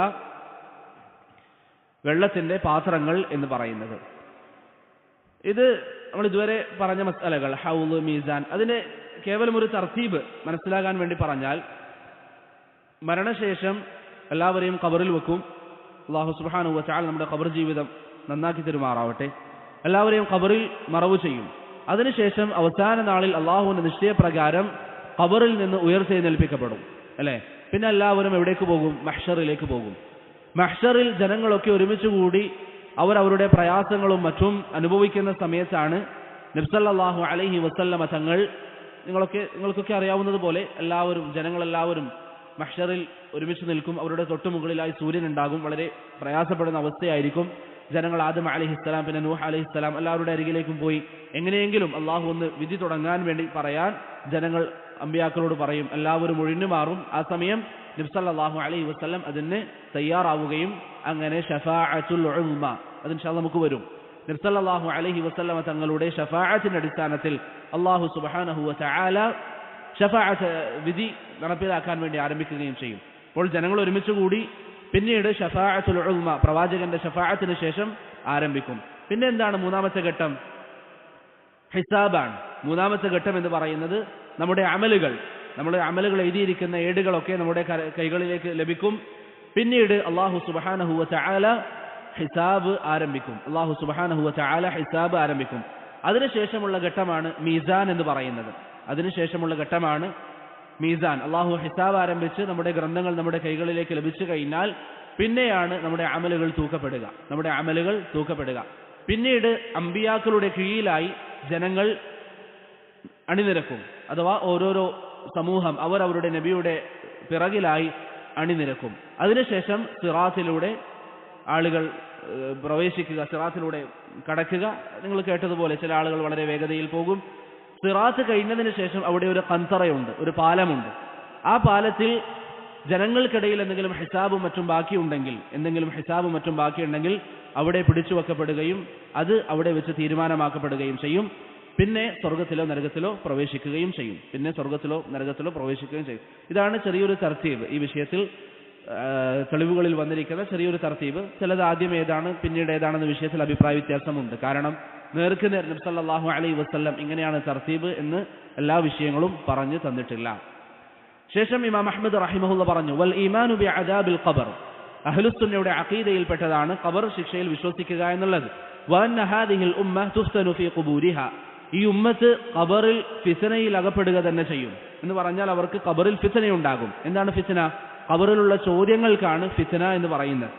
ഖബറിൽ അടിമകൾ നേരിടുന്ന ചോദ്യങ്ങൾക്കാണ് എന്ത് പറയുന്നത്? ഫിത്ന എന്ന് പറയുന്നത്. വതുസ്അലു അനിൽ ഈമാനി വൽ ഇസ്ലാം, ഇസ്ലാമിനെ കുറിച്ചും ഈമാനിനെ കുറിച്ചും അവിടെ ചോദ്യം ചെയ്യപ്പെടും. വമൻ റബ്ബുഹു വമൻ നബിയുഹു, ആരാണ് റബ്ബ്, ആരാണ് നബി എന്ന ചോദ്യങ്ങൾ അവിടെ ഉണ്ടാകും. വയഅതീഹി മുൻകറുൻ വനകീറുൻ കൈഫ ശാ അല്ലാഹു വകൈഫ അറാദ് വൽ ഈമാനു ബിഹി വത്തസ്ദീഖു ബിഹി. മുൻകർ നകീർ എന്ന രണ്ട് മലക്കുകൾ വരികയും അടിമകളോട് ചോദിക്കുകയും ചെയ്യും എന്ന വിഷയത്തിലും നാം വിശ്വസിക്കുക. ഓർക്കു വരുന്നുണ്ടോ? തയ്യിബ്. ഖബർ ശിക്ഷ പെട്ടെന്ന് നിർത്താം. ഖബർ ശിക്ഷ സ്ഥിരപ്പെട്ടതാണ് എന്ന വിഷയം ഖുർആൻ കൊണ്ടും സുന്നത്ത് കൊണ്ടും ഇജ്മാ കൊണ്ടും സ്ഥിരപ്പെട്ടതാണ്. ഖബർ ശിക്ഷ എന്നതുകൊണ്ടുള്ള ഉദ്ദേശം എന്താണ്? ഖബർ ശിക്ഷ എന്നതുകൊണ്ട് ഉദ്ദേശം എന്താണ്? മരണശേഷമുള്ള ശിക്ഷ. ഖബറിൽ വെക്കണമെന്നുണ്ടോ? ഇല്ല. ഇത് പൊതുവായി മുസ്ലിമീങ്ങളെ ഖബറടക്കുന്നത് കൊണ്ട് അങ്ങനെ പറയുന്നതാണ്. അതല്ലെങ്കിൽ ഖബർ ശിക്ഷ എന്നതുകൊണ്ടുള്ള ഉദ്ദേശം ശറഈൽ ഉദ്ദേശം മരണശേഷമുള്ള ശിക്ഷയാണ്. ദഫൻ ചെയ്യണമെന്നില്ല. ഒരാളെ കത്തിച്ചു കളയാണ്, അല്ലെങ്കിൽ ഒരാളുടെ ശരീരം ലഭിച്ചിട്ടില്ല, അതൊക്കെ മരണശേഷമുള്ള സാഹചര്യമാണ്. ഇപ്പൊ ഖബർ ശിക്ഷ എന്നതുകൊണ്ടുള്ള ഉദ്ദേശം മരണശേഷമുള്ള സാഹചര്യമാണ്. തയ്യിബ്. എന്താണ് ഖബർ ശിക്ഷക്കുള്ള തെളിവ്? സൂറത്ത് തൗബയിൽ അല്ലാഹു സുബ്ഹാനഹു വതആല പറഞ്ഞു, സൂറത്ത് തൗബ 101-ാമത്തെ വചനത്തിൽ, സനുഅദ്ദിബുഹും മർറതൈൻ സുമ്മ യുറദ്ദൂന ഇലാ അദാബിൻ അളീം. മുനാഫിഖീങ്ങളെ കുറിച്ച് അല്ലാഹു പരാമർശിക്കുമ്പോൾ അല്ലാഹു പറഞ്ഞു, സനുഅദ്ദിബുഹും മർറതൈൻ, അവരെ നാം രണ്ട് തവണ ശിക്ഷിക്കും. ഇവിടെ ഈ ആയത്ത് വിശദീകരിക്കുമ്പോൾ ഇമാം മുജാഹിദ് റഹിമഹുല്ല പറഞ്ഞു, അൽ അദാബു الثاني هو അദാബുൽ ഖബർ. രണ്ട് ശിക്ഷ എന്ന് പറയുന്നത് ഒന്നാമത്തെ ശിക്ഷ ഭൂമിയിൽ വെച്ച് അവർക്ക് ലഭിക്കുന്ന ശിക്ഷയാണ്. അത് അവരോടുള്ള യുദ്ധം പോലെ അല്ലെങ്കിൽ ഏത് രൂപത്തിലാവട്ടെ മുനാഫിഖീങ്ങൾക്ക് ഭൂമിയിൽ നേരിടേണ്ടി വരുന്ന പ്രയാസങ്ങൾ. രണ്ടാമത്തെ ശിക്ഷ എന്ന് പറയുന്നത് അത് ഖബർ ശിക്ഷയാണ് എന്ന് ഇമാം മുജാഹിദ് റഹിമഹുല്ല പറഞ്ഞതായി നമുക്ക് കാണാം. ഇമാം മുജാഹിദ് ഖുർആന്റെ ആയത്തിന് എന്തെങ്കിലും വിശദീകരണം നൽകിയാൽ അതിനുള്ള പ്രത്യേകത എന്താണ്? ഇമാം മുജാഹിദ് ആരാണ്? താബിഈയാണോ തബഉ താബിഈയാണോ? താബിഈയാണ്. ഇമാം മുജാഹിദ് താബിഈയാണ്. ഇബ്നു അബ്ബാസിന്റെ വിദ്യാർത്ഥിയാണ് റളിയല്ലാഹു അൻഹു.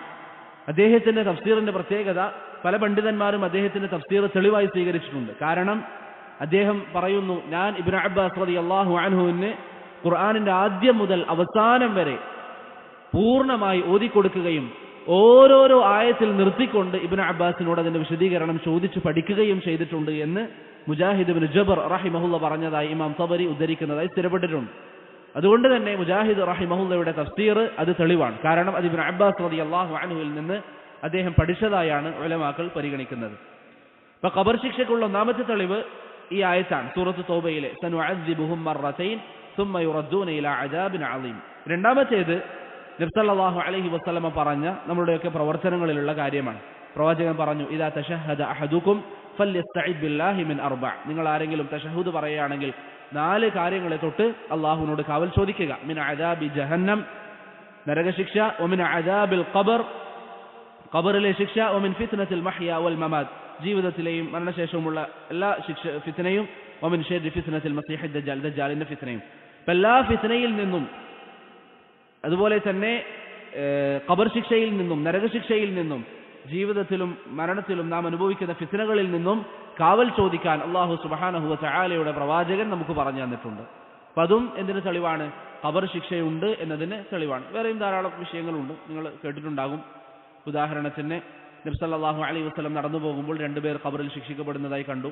അങ്ങനെ പ്രവാചകൻ ഒരു ഈന്തപ്പനയുടെ കഷ്ണം അല്ലെങ്കിൽ അതിൻ്റെ ഒരു തടി മുറിക്കുകയും രണ്ട് ഭാഗത്തായി നട്ടുവെക്കുകയും ശേഷം ഇത് ഉണങ്ങാത്ത കാലത്തോളം അവർക്ക് ശിക്ഷയിൽ ഇളവുണ്ടാകുമെന്ന് നബി സല്ലല്ലാഹു അലൈഹി വസല്ലമ തങ്ങൾ പറഞ്ഞതായി ഹദീസുകളിൽ സ്ഥിരപ്പെട്ടു വന്നിട്ടുണ്ട്. അപ്പോൾ ആ ഹദീസിലും ഖബർ ശിക്ഷ വളരെ വ്യക്തമാണ്. ഖബർ ശിക്ഷ വളരെ വ്യക്തമാണ്.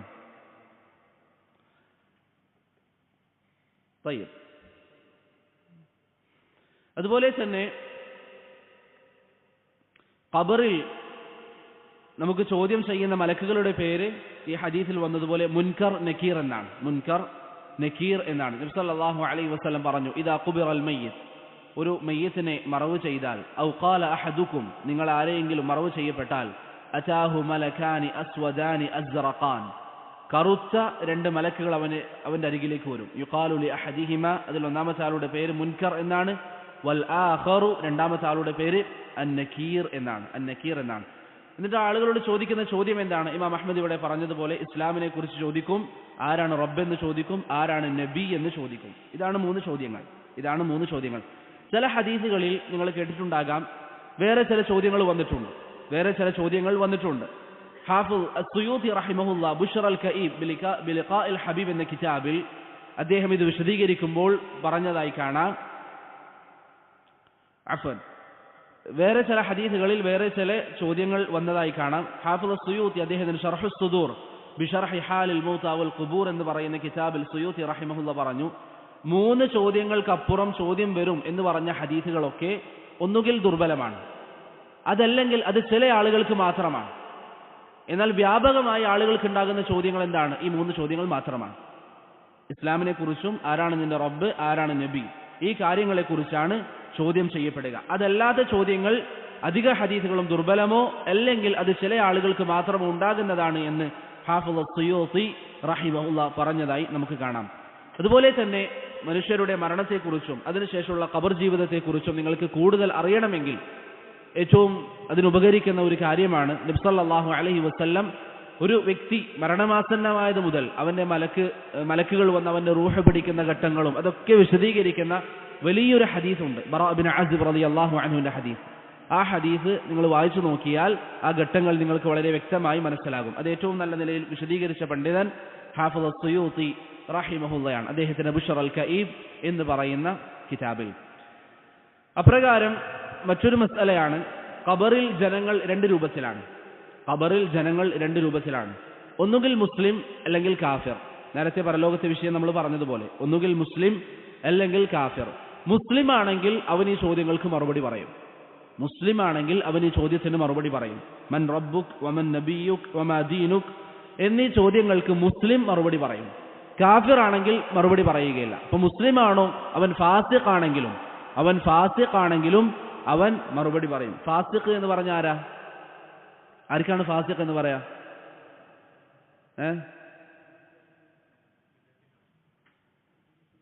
ഒന്നുകിൽ വൻപാപം ചെയ്യുന്നവർ, അതല്ലെങ്കിൽ ചെറിയ പാപം പതിവായി ചെയ്യുന്നവർ. അവരൊക്കെ എന്താണ്? ശറഇൽ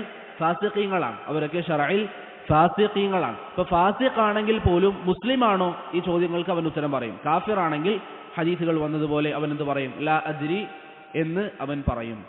ശേഷം ഇമാം അഹ്മദ് റഹിമഹുല്ലാഹ് പറഞ്ഞു, വൽ ഈമാനു ബി ശഫാഅത്തി നബി സല്ലല്ലാഹു അലൈഹി വസല്ലം, നബി സല്ലല്ലാഹു അലൈഹി വസല്ലമയുടെ ശഫാഅത്തിൽ വിശ്വസിക്കുക. വബി ഖൗമിൻ യുഖ്റജൂന മിനൻ നാരി ബഅദ മഹ്തറഖു വസാറു ഫഹ്മ فيؤمر بهم إلى نهر على باب الجنة كما جاء في الأثر كيف شاء الله وكما شاء إنما هو الإيمان والتصديق به. ശേഷം ഇമാം അഹ്മദ് പറഞ്ഞു, നബി സല്ലല്ലാഹു അലൈഹി വസല്ലമയുടെ ശഫാഅത്തിൽ വിശ്വസിക്കണം. ഒരു വിഭാഗം ജനങ്ങളെ അള്ളാഹു നരകത്തിലിടുകയും അമലുകളില്ലാത്തതിന്റെ പേരിൽ നരകത്തിൽ പ്രവേശിപ്പിക്കുകയും പിന്നീട് അവർ കത്തിക്കരിഞ്ഞ ശേഷം അള്ളാഹു അവരെ പുറത്തേക്കെടുക്കുകയും ഒരു നദിയുടെ ഭാഗത്തേക്ക് അവരെ കൊണ്ടുവരപ്പെടുകയും ചെയ്യുമെന്നും നാം വിശ്വസിക്കുക. ഇതാണ് ഇമാം അഹ്മദ് പറഞ്ഞതിന്റെ അർത്ഥം. ഒന്നാമത്തെ മസ്അല ഷഫാഅത്താണ്. നബി സല്ലല്ലാഹു അലൈഹി വസല്ലമയുടെ ഷഫാഅത്തിൽ വിശ്വസിക്കുക. ഇവിടെ നാം മനസ്സിലാക്കേണ്ടത് ഷഫാഅത്ത് പ്രവാചകന് മാത്രമാണോ? അല്ല.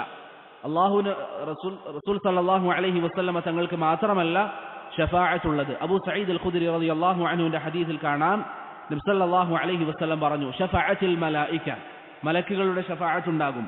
വശഫഅത്തുൽ അംബിയാ വശഫഅൽ മുഅ്മിനൂൻ, അമ്പിയാക്കൾ ശുപാർശ ചെയ്യും, ബാക്കിയുള്ള മുഅ്മിനീങ്ങൾ ശുപാർശ ചെയ്യും.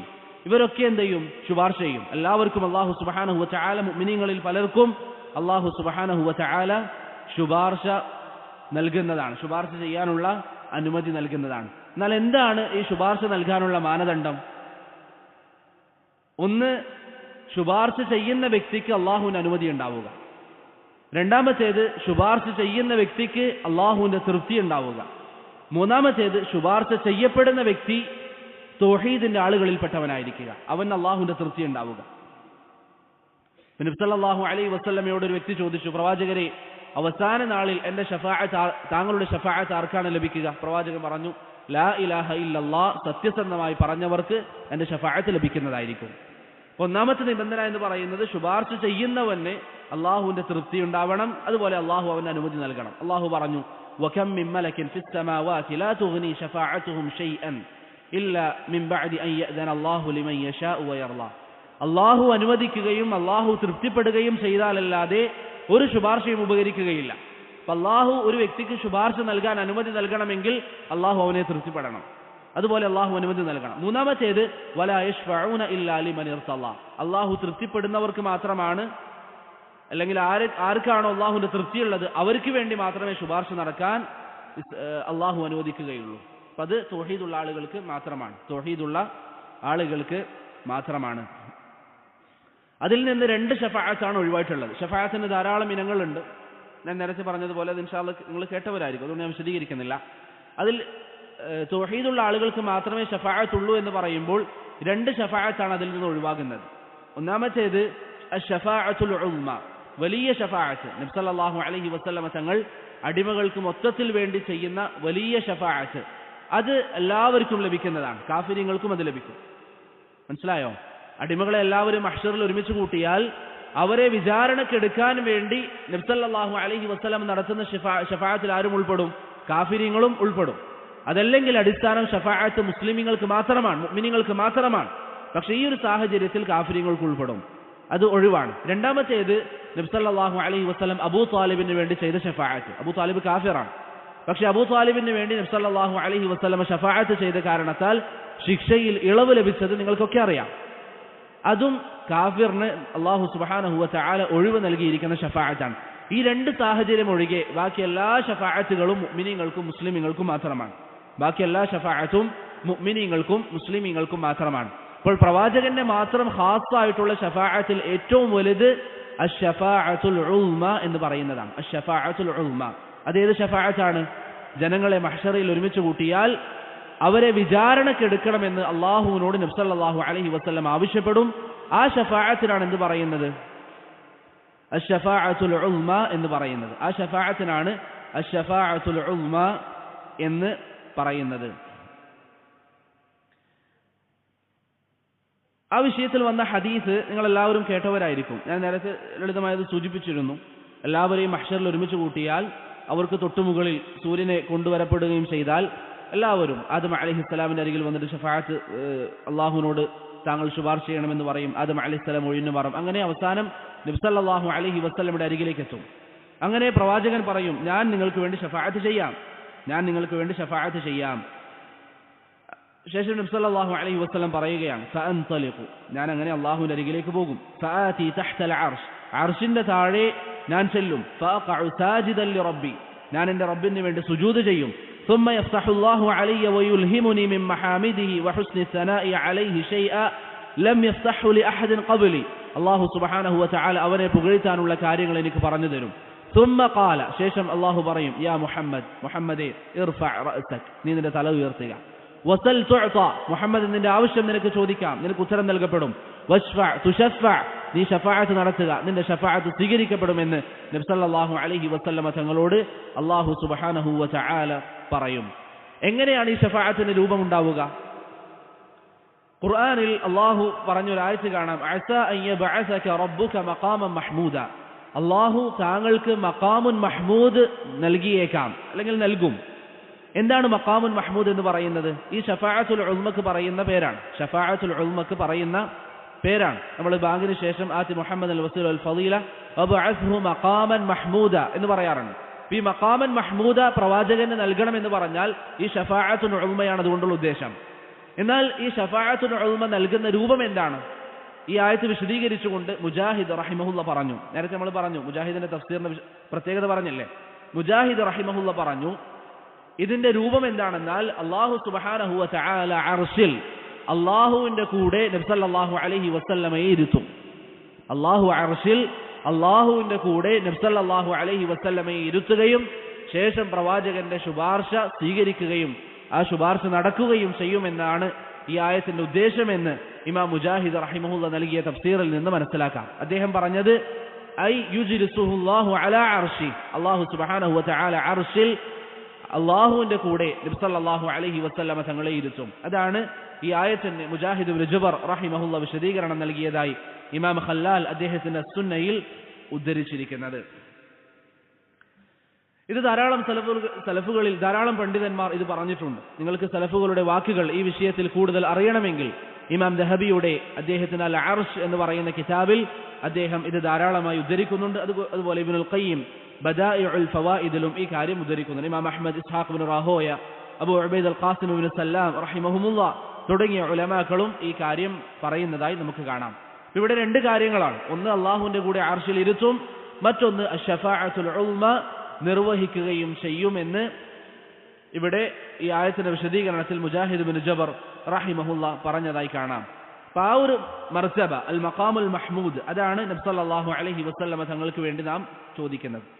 ജാബിർ റളിയല്ലാഹു അൻഹു ഹദീസിൽ വന്നതുപോലെ മൻ ഖാല ഹീന യസ്മഉ നിദാ, ആരെങ്കിലും ബാങ്ക് കേൾക്കുമ്പോൾ പറഞ്ഞാൽ അല്ലാഹുമ്മ റബ്ബ ഹാദിഹി ദഅവതി താമ്മ, ഈ പരിപൂർണമായ ദഅവത്തിന്റെ റബ്ബായ അല്ലാഹുവേ, പരിപൂർണമായ ദഅവത്ത് എന്ന് പറഞ്ഞാൽ ബാങ്ക്, ഈ ബാങ്കിന്റെ റബ്ബായ അല്ലാഹുവേ, വസ്സലാത്തുൽ ഖായിമ എന്നും നിലനിൽക്കുന്ന ഈ നിസ്കാരത്തിന്റെ റബ്ബായ അല്ലാഹുവേ, ആതി മുഹമ്മദ, മുഹമ്മദ് നബി സല്ലല്ലാഹു അലൈഹി വസല്ലമക്ക് നീ നൽകണം, അൽ വസീല, വസീല നീ നൽകണം. എന്താണ് വസീല എന്ന് പറഞ്ഞാൽ?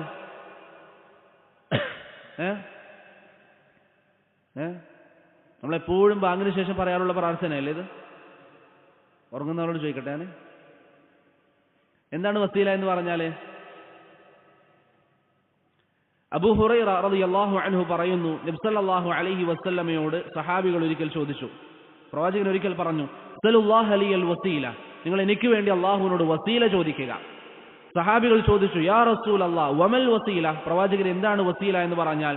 ഖാല, അവിടുന്ന് പറഞ്ഞു, അഅ്ലാ ദറജത്തിൻ ഫിൽ ജന്ന, സ്വർഗ്ഗത്തിലെ ഏറ്റവും ഉന്നതമായ ഒരു സ്ഥാനമാണ് വസീല എന്ന് പറയുന്നത്. ലാ യനാലുഹാ ഇല്ലാ റജുലുൻ വാഹിദ്, സ്വർഗ്ഗത്തിൽ അതൊരു വ്യക്തിക്ക് മാത്രമേ ലഭിക്കുകയുള്ളൂ. അർജു അൻ അകൂന അനഹു, ആ വ്യക്തി ഞാനാകണമെന്ന് ഞാൻ ആഗ്രഹിക്കുന്നു എന്ന് റസൂലുള്ളാഹി സ്വല്ലല്ലാഹു അലൈഹി വസല്ലമ പറഞ്ഞു. ആ സ്ഥാനത്തിനാണ് എന്ത് പറയുന്നത്? വസീല എന്ന് പറയുന്നത്. അബൂ സഈദ് അൽ ഖുദ്രിയുടെ ഹദീസിൽ കാണാം, അൽ വസീലതു ദറജത്തുൻ ഇൻദല്ലാഹി ലൈസ ഫൗഖഹാ ദറജ, അല്ലാഹുവിങ്കൽ ഏറ്റവും ഉന്നതമായ ദറജയ്ക്കാണ് വസീല എന്ന് പറയുന്നത്. ശേഷം പ്രവാചകൻ പറഞ്ഞു സല്ലല്ലാഹു അലൈഹി വസല്ലം, ഫസലുല്ലാഹ അൻ യുഅ്തിയനിൽ വസീല, എനിക്ക് വസീല നൽകാൻ നിങ്ങൾ അല്ലാഹുവിനോട് ദുആ ചെയ്യണം. ഫാത്തി മുഹമ്മദൻ, നിങ്ങൾ മുഹമ്മദ് നബി അല്ലാഹുവെ താങ്കൾ, അല്ലെങ്കിൽ അല്ലാഹുവെ നീ പ്രവാചകന് നൽകണം, അൽ വസീല, സ്വർഗ്ഗത്തിലെ ഈ ഉന്നതമായ സ്ഥാനം, വൽ ഫളീല, ഫളീല എന്ന് പറഞ്ഞാൽ ബാക്കിയുള്ള സൃഷ്ടികളെക്കാളുമൊക്കെ ഏറ്റവും ശ്രേഷ്ഠമായ ഒരു മർത്തബ അല്ലാഹുവെ നീ നൽകണം. വസീലയോട് സാമ്യമായ ഒരു അർത്ഥം തന്നെയാണ്. വബഅസുഹു മഖാമൻ മഹ്മൂദൻ അല്ലദീ വഅദ്ത, നീ വാഗ്ദാനം ചെയ്തിരിക്കുന്ന മഖാമുൽ മഹ്മൂദ് നീ അല്ലാഹുവിന് പ്രവാചകന് നൽകുകയും വേണം. അതാണ് നാം ബാങ്കിന് ശേഷം പറയുന്ന ദുആഇന്റെ അർത്ഥം. മഖാമുൽ മഹ്മൂദ് എന്ന് പറഞ്ഞാൽ ഞാൻ നേരത്തെ പറഞ്ഞതുപോലെ ഒന്ന് അശ്ശഫാഅത്തുൽ ഉൾമ, മഹ്ശറിൽ നിന്ന് വിചാരണക്കെടുക്കാനുള്ള ഷഫാഅത്ത്. രണ്ടാമത്തേത് മുജാഹിദ് റഹിമഹുല്ല പറഞ്ഞത് അർശിൽ അല്ലാഹുവിന്റെ കൂടെ അല്ലാഹു ഇരുത്തുകയും ചെയ്യും. നബി സല്ലല്ലാഹു അലൈഹി വസല്ലം പറഞ്ഞു, ഇങ്ങനെ ആരെങ്കിലും പറഞ്ഞാൽ ഹല്ലത്ത് ലഹു ശഫാഅതി യൗമൽ ഖിയാമ, നിങ്ങൾക്ക് അല്ലെങ്കിൽ അങ്ങനെ പറയുന്നവന് പരലോകത്ത് എന്റെ ഷഫാഅത്ത് ലഭിക്കുന്നതാണ് എന്ന് റസൂലുള്ളാഹി സ്വല്ലല്ലാഹു അലൈഹി വസല്ലം പറഞ്ഞു. ഇവിടെ ഉണർത്താനുള്ള മറ്റൊരു കാര്യം, ശുപാർശകനായി നബി സല്ലല്ലാഹു അലൈഹി വസല്ലം പരലോകത്ത് നമുക്കുണ്ടാകും. നമ്മൾ ഈ പറഞ്ഞതുപോലെ ശുപാർശകനായി ഉണ്ടാകും. അതുപോലെ മുഅ്മിനീങ്ങളിൽ ചിലർക്കും ശുപാർശ ചെയ്യാനുള്ള അനുമതി അല്ലാഹു നൽകും. എന്നാൽ നബി സല്ലല്ലാഹു അലൈഹി വസല്ലം ഒരു വിഭാഗത്തെക്കുറിച്ച് പറഞ്ഞപ്പോൾ പറഞ്ഞു, അവർക്ക് പരലോകത്ത് ശുപാർശകരാകാൻ അല്ലാഹു അനുമതി നൽകുകയില്ല. ആരാണവർ?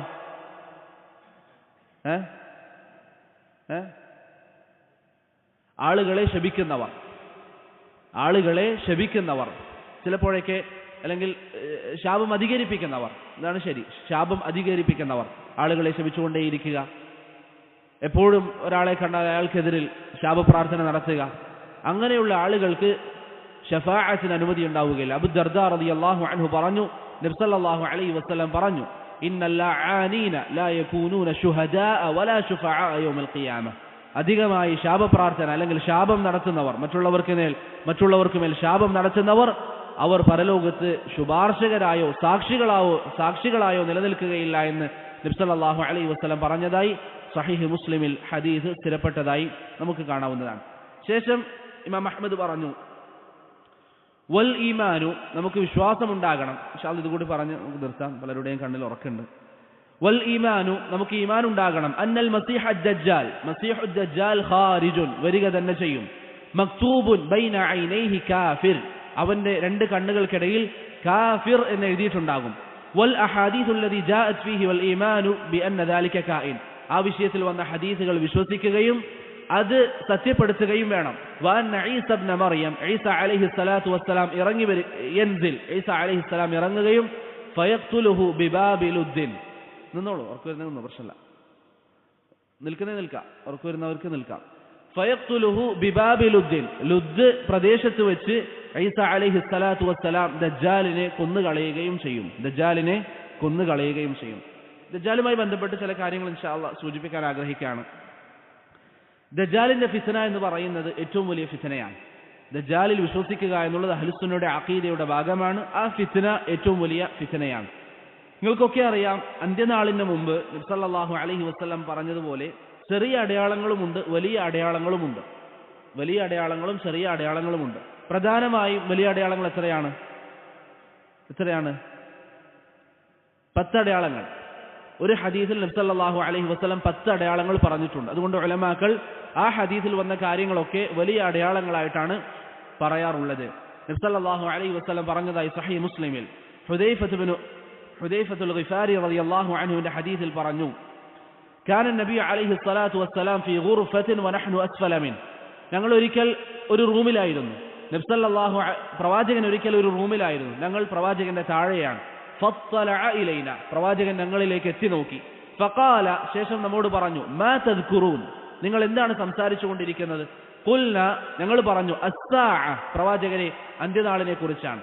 ഖാല, നബി സല്ലല്ലാഹു അലൈഹി വസല്ലം പറഞ്ഞു, ഇന്ന അസ്സാഅത ലാ തകൂൻ ഹത്താ തകൂന 10 ആയാത്, 10 അടയാളങ്ങൾ നടപ്പിലാകുന്നതുവരെ അന്ത്യനാൾ സംഭവിക്കുകയില്ല.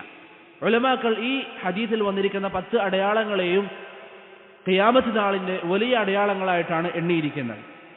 അതിൽ ഒന്നാമത്തേത് നബി സല്ലല്ലാഹു അലൈഹി വസല്ലം പറയുകയാണ്, അദ്ദുഖാൻ, പുക ഉയരും. അവസാന നാളിൽ എല്ലായിടത്തും പുക ഉയരും. അതിന്റെ വിശദീകരണങ്ങൾ നിങ്ങൾക്ക് അറിയാവുന്നുണ്ടാകും. പക്ഷെ നമ്മുടെ ചർച്ച മാത്രം നമുക്ക് വിശദീകരിക്കാം.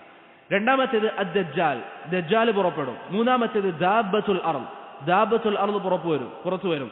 വയജൂജ് വമഅജൂജ്, യഅജൂജ് മഅജൂജ് ഭൂമിയിൽ ഫസാദ് ഉണ്ടാക്കി പുറത്തേക്ക് വരും. വതുലൂഉ അശ്ശംസി മിൻ മഗ്രിബിഹാ, സൂര്യൻ പടിഞ്ഞാറിൽ നിന്ന് ഉദിക്കും. വനുസൂലു ഈസ അലൈഹിസ്സലാത്തു വസ്സലാം ഇറങ്ങും. വസലാസതു ഖുസൂഫിൻ, 3 ഭൂകമ്പങ്ങൾ സംഭവിക്കും. ഖസ്ഫുൻ ബിൽ മശ്രിഖ്, ഒന്ന് കിഴക്ക് ഭാഗത്ത്, ഖസ്ഫുൻ ബിൽ മഗ്രിബ്, രണ്ടാമത്തേത് പടിഞ്ഞാറ് ഭാഗത്ത്, വഖസ്ഫുൻ ഫീ ജസീറത്തിൽ അറബ്, മൂന്നാമത്തേത് അറേബ്യൻ ഭൂഖണ്ഡത്തിൽ. വആഖിറു ദാലിക്, 10ാമത്തെ അടയാളം, നാറുൻ തഖ്റുജു മിനൽ യമൻ തത്റുദു നാസ ഇലാ മഹ്ശരിഹിം, ജനങ്ങളെ മഹ്ശറിലേക്ക് ഒരുമിച്ച് കൂട്ടുന്ന ഒരു തീ യമൻ ഭാഗത്ത് നിന്ന് വരുമെന്ന് റസൂലുള്ളാഹി സ്വല്ലല്ലാഹു അലൈഹി വസല്ലം പറഞ്ഞതായി സഹീഹ് മുസ്ലിമിൽ ഹദീസ് സ്ഥിരപ്പെട്ടിട്ടുണ്ട്. ഈ ഹദീസിൽ പരാമർശിക്കപ്പെട്ടിരിക്കുന്ന 10 കാര്യങ്ങൾ അത് ഖിയാമത്ത് നാളിന്റെ വലിയ അടയാളങ്ങളാണ്. ഇവിടെ ഈ ഉമ്മത്തിന് അല്ലെങ്കിൽ മുൻകഴിഞ്ഞ സമൂഹങ്ങൾക്കാണെങ്കിലും ഏറ്റവും വലിയ ഫിത്നയായി മുൻകഴിഞ്ഞ പ്രവാചകന്മാരും നമ്മുടെ നബി സല്ലല്ലാഹു അലൈഹി വസല്ലമയും പഠിപ്പിച്ചിരിക്കുന്ന ഫിത്നയാണ് ദജ്ജാലിന്റെ ഫിത്ന എന്ന് പറയുന്നത്. സഫാരിനി റഹിമഹുല്ലാഹ് ലവാമിഉൽ അൻവാരിൽ ബഹിയയിൽ പറഞ്ഞു, മിമ്മാ യൻബഗി ലികുല്ലി ആലിമിൻ അൻ യബുസ അഹാദീസ് അദ്ദജ്ജാൽ ബൈനൽ ഔലാദി വന്നിസാഇ വൽറിജാൽ, നമ്മുടെ ഓരോരോ പണ്ഡിതന്മാരുടെയും മേലുള്ള ബാധ്യതയാണ് അവരുടെ സ്ത്രീകൾക്കിടയിലും മക്കൾക്കിടയിലും പുരുഷന്മാർക്കിടയിലും ഒക്കെ ദജ്ജാലിനെ കുറിച്ചുള്ള ഹദീസുകൾ പറയുക എന്നുള്ളത്. കാരണം എന്താണ്? അദ്ദേഹം പറയുന്നു, വൻദറസത് ഫീഹി മആലിമുസ് സുനൻ, പ്രത്യേകിച്ച് നബി സല്ലല്ലാഹു അലൈഹി വസല്ലമയുടെ സുന്നത്ത് വിസ്മരിക്കപ്പെടുന്ന ഒരു കാലത്താണ് ഇന്ന് നാം നിലകൊള്ളുന്നത്. അതുകൊണ്ട് തന്നെ ദജ്ജാലിനെ കുറിച്ച് ഇത്തരത്തിലുള്ള വിഷയങ്ങൾ നാം പറയണമെന്ന് സഫാരിനി റഹിമഹുല്ല പറയുന്നതായി നമുക്ക് കാണാം. ദജ്ജാലിന്റെ ഫിത്ന എന്ന് പറയുന്നത് പ്രിയപ്പെട്ടവരെ ഏറ്റവും വലിയ ഫിത്നയാണ്. ഏറ്റവും വലിയ ഫിത്ന അത് ദജ്ജാലിന്റെ ഫിത്നയാണ്. അബ്ദുല്ലാഹി ഇബ്നു ഉമർ ഇമ്രാൻ ഇബ്നു ഹുസൈൻ റളിയല്ലാഹു അൻഹു പറയുന്നു, നബി സല്ലല്ലാഹു അലൈഹി വസല്ലം പറയുന്നത് ഞാൻ കേട്ടു, മാ ബൈന ഖൽഖി ആദം ഇലാ ഖിയാമിസ് സാഅ ഖൽഖുൻ അക്ബറു മിന ദജ്ജാൽ. ആദം അലൈഹി സ്വലാത്തു വസ്സലാം മുതൽ അന്ത്യനാൾ സംഭവിക്കുന്നത് വരെ ദജ്ജാലിനേക്കാളും വലിയൊരു സൃഷ്ടി ഉണ്ടായിട്ടില്ല എന്ന് പറഞ്ഞാൽ ഉലമാക്കൾ പലരും വിശദീകരിച്ചപ്പോൾ പറഞ്ഞു അതിന്റെ ഉദ്ദേശം ഏറ്റവും വലിയ ഫിത്ന അവന്റെ ഫിത്നയായിരിക്കും എന്നുള്ളതാണ്. മറ്റൊരു ഹദീസിൽ നബി സല്ലല്ലാഹു അലൈഹി വസല്ലമ തങ്ങൾ ചെയ്തതിനെ കുറിച്ച് അബ്ദുല്ലാഹി ഇബ്നു ഉമർ പറയുന്നു, ഖാമ റസൂലുള്ളാഹി അലൈഹി സ്വലാം ഫിന്നാസ്, ഒരു ദിവസം പ്രവാചകൻ ജനങ്ങൾക്കിടയിൽ എഴുന്നേറ്റ് നിന്നു, ഫഅസ്ന അലല്ലാഹി ബിമാ ഹുവ അഹ്ലു, ശേഷം അല്ലാഹുവിനെ പുകഴ്ത്തി, സുമ്മ ദക്കറ ദജ്ജാൽ, പിന്നെ ദജ്ജാലിനെ കുറിച്ച് പറഞ്ഞു, ഫഖാല, എന്നിട്ട് പറഞ്ഞു, ഇന്നി ലഉൻദിറുകുമു, ഞാൻ നിങ്ങൾക്ക് മുന്നറിയിപ്പ് നൽകുകയാണ്. ശേഷം പറഞ്ഞു, മാ മിൻ നബിയ്യിൻ ഇല്ലാ വഖദ് അൻദറഹു ഖൗമു ഇല്ലാ വഖദ് അൻദറഹു ഖൗമ, ഏതൊരു പ്രവാചകൻ മുൻകഴിഞ്ഞ സമൂഹത്തിൽ വന്നിട്ടുണ്ടെങ്കിലും അവരുടെ സമൂഹത്തിന് ദജ്ജാലിനെ കുറിച്ച് മുന്നറിയിപ്പ് നൽകിയിട്ടുണ്ട്. ലഖദ് അൻദറഹു നൂഹുൻ ഖൗമ, നൂഹ് അലൈഹി സ്വലാത്തു വസ്സലാം വരെ അദ്ദേഹത്തിന്റെ സമൂഹത്തിന് ദജ്ജാലിനെ കുറിച്ച് മുന്നറിയിപ്പ് നൽകിയിട്ടുണ്ട് എന്ന് നബി സല്ലല്ലാഹു അലൈഹി വസല്ലമ തങ്ങൾ പറഞ്ഞു. ദജ്ജാലിന്റെ വിഷയത്തിൽ വന്നിരിക്കുന്ന ഹദീസുകൾ മുതവാത്തിറാണ്. ഇമാം കച്ചാനി, ഹാഫിദ് ഇബ്നു കസീർ തുടങ്ങിയ പണ്ഡിതന്മാരൊക്കെ അത് വിശദീകരിച്ചതായി നമുക്ക് കാണാം. ഇനി ദജ്ജാലിന്റെ പേരുകൾ ഹദീസിൽ വന്നതനുസരിച്ച് ചില പേരുകൾ കൊണ്ട് നബി സല്ലല്ലാഹു അലൈഹി വസല്ലം ദജ്ജാലിനെ വിശേഷിപ്പിച്ചിട്ടുണ്ട്. അത് 4 പേരുകളാണ്, പ്രധാനമായും 4 പേരുകളാണ്. ഒന്നാമത്തേത് അൽ മസീഹുദ് ദജ്ജാൽ. ഒന്നാമത്തേത് സഹീഹ് മുസ്ലിമിലൊക്കെ വന്നതുപോലെ അൽ മസീഹുദ് ദജ്ജാൽ. നബി സല്ലല്ലാഹു അലൈഹി വസല്ലം പറഞ്ഞു, ഉഊദു ബില്ലാഹി മിൻ ഫിത്നത്തിൽ മസീഹുദ് ദജ്ജാൽ, മസീഹുദ് ദജ്ജാലിന്റെ ഫിത്നയിൽ നിന്ന് നിങ്ങൾ അല്ലാഹുവിനോട് കാവൽ ചോദിക്കുക. ഇതാണ് ഒന്നാമത്തെ പേര്. രണ്ടാമത്തേത് മസീഹുൽ വലാല. ദജ്ജാലിനെ കുറിച്ച് നബി സല്ലല്ലാഹു അലൈഹി വസല്ലം പറഞ്ഞിരിക്കുന്ന വിശേഷണമാണ് അല്ലെങ്കിൽ പേരാണ് മസീഹുൽ വലാല. പ്രവാചകൻ പറഞ്ഞതായി ഇബ്നു ഹിബ്ബാൻ റഹിമഹുള്ളയുടെ ഹദീസിൽ, അദ്ദേഹം ഉദ്ധരിച്ച ഹദീസിൽ, മസീഹുൽ വലാലതി യഖ്റുജു മിൻ ഖിബലിൽ മശ്രിഖ്, കിഴക്ക് ഭാഗത്ത് നിന്നാണ് അഥവാ മദീനയുടെ കിഴക്ക് ഭാഗത്ത് നിന്നാണ് മസീഹുൽ വലാല വരിക എന്ന് നബി സല്ലല്ലാഹു അലൈഹി വസല്ലം പറഞ്ഞു. മൂന്നാമത് നബി സല്ലല്ലാഹു അലൈഹി വസല്ലം വിശേഷിപ്പിച്ച പേര് അൽ അഅ്വറുദ് ദജ്ജാൽ. അൽ അഅ്വറുദ് ദജ്ജാൽ. പ്രവാചകൻ പറഞ്ഞു ഇബ്നു ഹിബ്ബാന്റെ റിവായത്തിൽ, യഖ്റുജുൽ അഅ്വറുദ് ദജ്ജാൽ ഫീ സമാൻ ഇഖ്തിലാഫിൻ മിനൻ നാസി വ ഫുർഖ, ജനങ്ങൾക്കിടയിൽ ധാരാളം അഭിപ്രായ വ്യത്യാസങ്ങളും ഭിന്നതകളും ഉണ്ടാകുമ്പോഴാണ് അൽ അഅ്വർ, അഅ്വർ എന്ന് പറഞ്ഞാൽ കണ്ണിന്റെ കാഴ്ച നഷ്ടപ്പെട്ടവർക്കാണ് പറയുക, അൽ അഅ്വറുദ് ദജ്ജാൽ എന്ന് നബി സല്ലല്ലാഹു അലൈഹി വസല്ലം പറഞ്ഞു. വേറെ ചില റിവായത്തിൽ, ഇമാം ബുഖാരി മുസ്ലിം ഉദ്ധരിച്ച റിവായത്തിൽ ദജ്ജാലിനെ കുറിച്ച് നബി സല്ലല്ലാഹു അലൈഹി വസല്ലം പറഞ്ഞ പേരാണ് അൽ അഅ്വറുൽ കസ്സാബ്, കളവ് പറയുന്ന കണ്ണ് കാണാത്തവൻ. അൽ അഅ്വർ അൽ കസ്സാബ്. ഇമാം ബുഖാരി മുസ്ലിമും ഉദ്ധരിച്ച ഹദീസിൽ നമുക്ക് കാണാം. ഇവിടെ നമ്മൾ പൊതുവെ കേട്ട് പരിചയമുള്ള പേര് മസീഹ എന്നാണ്, മസീഹുദ് ദജ്ജാൽ. എന്തുകൊണ്ടാണ് മസീഹ എന്ന പേര് വന്നത്? 2 കാരണങ്ങളാണ്. മസഹ എന്ന് പറഞ്ഞാൽ നമ്മൾ തുടയ്ക്കുക എന്നതിനാണ് അറബിയിൽ പൊതുവെ മസഹ എന്ന് പറയാം. ഇപ്പൊ നമ്മൾ ഇത് ബോർഡ് മായ്ക്കുന്നത് മസാഹ എന്നൊക്കെ പറയും. അപ്പൊ തുടയ്ക്കുക, മായ്ച്ചു കളയുക എന്നതിനാണ് മസഹ എന്ന് പറയുക. അപ്പൊ ദജ്ജാലിന്റെ മസീഹ എന്ന് പേര് വന്നതിനുള്ള ഒരു കാരണം ലിമസ്ഹിൽ അർദ്, അവൻ ഭൂമിയിൽ ഒന്നടങ്കം തുടക്കും എന്ന് പറഞ്ഞാൽ ഭൂമിയിൽ ഒന്നടങ്കം അവൻ സഞ്ചരിക്കും, എല്ലാ ഭൂമിയിലേക്കും അവനെത്തും, ലോകത്തെല്ലായിടത്തേക്കും ദജ്ജാൽ എത്തിപ്പെടും. അതാണ് അവൻ ആ പേര് വരാനുള്ള ഒരു കാരണം. രണ്ടാമത്തെ കാരണം മംസൂഹ് അൽ ഐനുൽ വാഹിദ, അവന്റെ ഒരു കണ്ണ് തുടക്കപ്പെട്ട നിലയിലാണ്, ഒരു കണ്ണിന് കാഴ്ചയില്ല, അത് തുടക്കപ്പെട്ട നിലയിലാണ്. അതുകൊണ്ടാണ് അതിന് മസീഹ എന്ന പേര് വന്നത് എന്ന് ചില ഉലമാക്കൾ പറഞ്ഞു. ഇപ്പൊ 2 കാരണം, ഒന്നുകിൽ ഭൂമിയിൽ സഞ്ചരിക്കുന്നത് കാരണത്താൽ, അതല്ലെങ്കിൽ അവന്റെ കണ്ണ് തുടക്കപ്പെട്ടതാണ്. മറ്റൊരു വിഷയം, ദജ്ജാല് എന്ന് പറഞ്ഞാൽ അതിന്റെ അർത്ഥം എന്താണ്? കസ്സാബ്, ധാരാളമായി കളവ് പറയുന്നവർ, അതല്ലെങ്കിൽ ജനങ്ങൾക്ക് ആശയക്കുഴപ്പങ്ങൾ ഉണ്ടാക്കുന്നവർ, അവർക്കാണ് എന്ത് പറയുക? ദജ്ജാല് എന്ന് പറയുക. അതിന്ന് അറബി ഭാഷയിലും നമ്മൾ ഉപയോഗിച്ചാൽ അതാണ് അർത്ഥം. നബി സല്ലല്ലാഹു അലൈഹി വസല്ലം പറഞ്ഞതുപോലെ, നിങ്ങൾക്ക് യഥാർത്ഥ ദജ്ജാല് വരുന്നതിന് മുമ്പ് ധാരാളം ദജ്ജാലുകൾ വരും. അവർ നിങ്ങൾക്കാർക്കും കേട്ട് പരിചയമില്ലാത്ത, നിങ്ങളുടെ മുൻഗാമികൾക്ക് കേട്ട് പരിചയമില്ലാത്ത വാദങ്ങളുമായി നിങ്ങളെ സമീപിക്കും. നബി സല്ലല്ലാഹു അലൈഹി വസല്ലം പറഞ്ഞിട്ടുണ്ട്. അപ്പോൾ ദജ്ജാൽ എന്ന് പറഞ്ഞാൽ ധാരാളമായി കളവുകൾ പറയുന്ന വ്യക്തികൾ. തയ്യിബ്, നാം ഈ വിശ്വസിക്കുന്ന അഹ്ലുസുന്നയുടെ അഖീദ അനുസരിച്ചുള്ള ദജ്ജാൽ, ഈ ദജ്ജാലിന്റെ സിഫത്ത് എന്താണ്? ഹദീസുകളിൽ വന്നിരിക്കുന്ന സിഫത്ത് എന്താണ്? നബി സല്ലല്ലാഹു അലൈഹി വസല്ലം വളരെ വ്യക്തമായി ദജ്ജാലിനെ നമുക്ക് വിശേഷിപ്പിച്ച് നൽകിയിട്ടുണ്ട്. എങ്ങനെയാണ് ദജ്ജാൽ ഉണ്ടാവുക?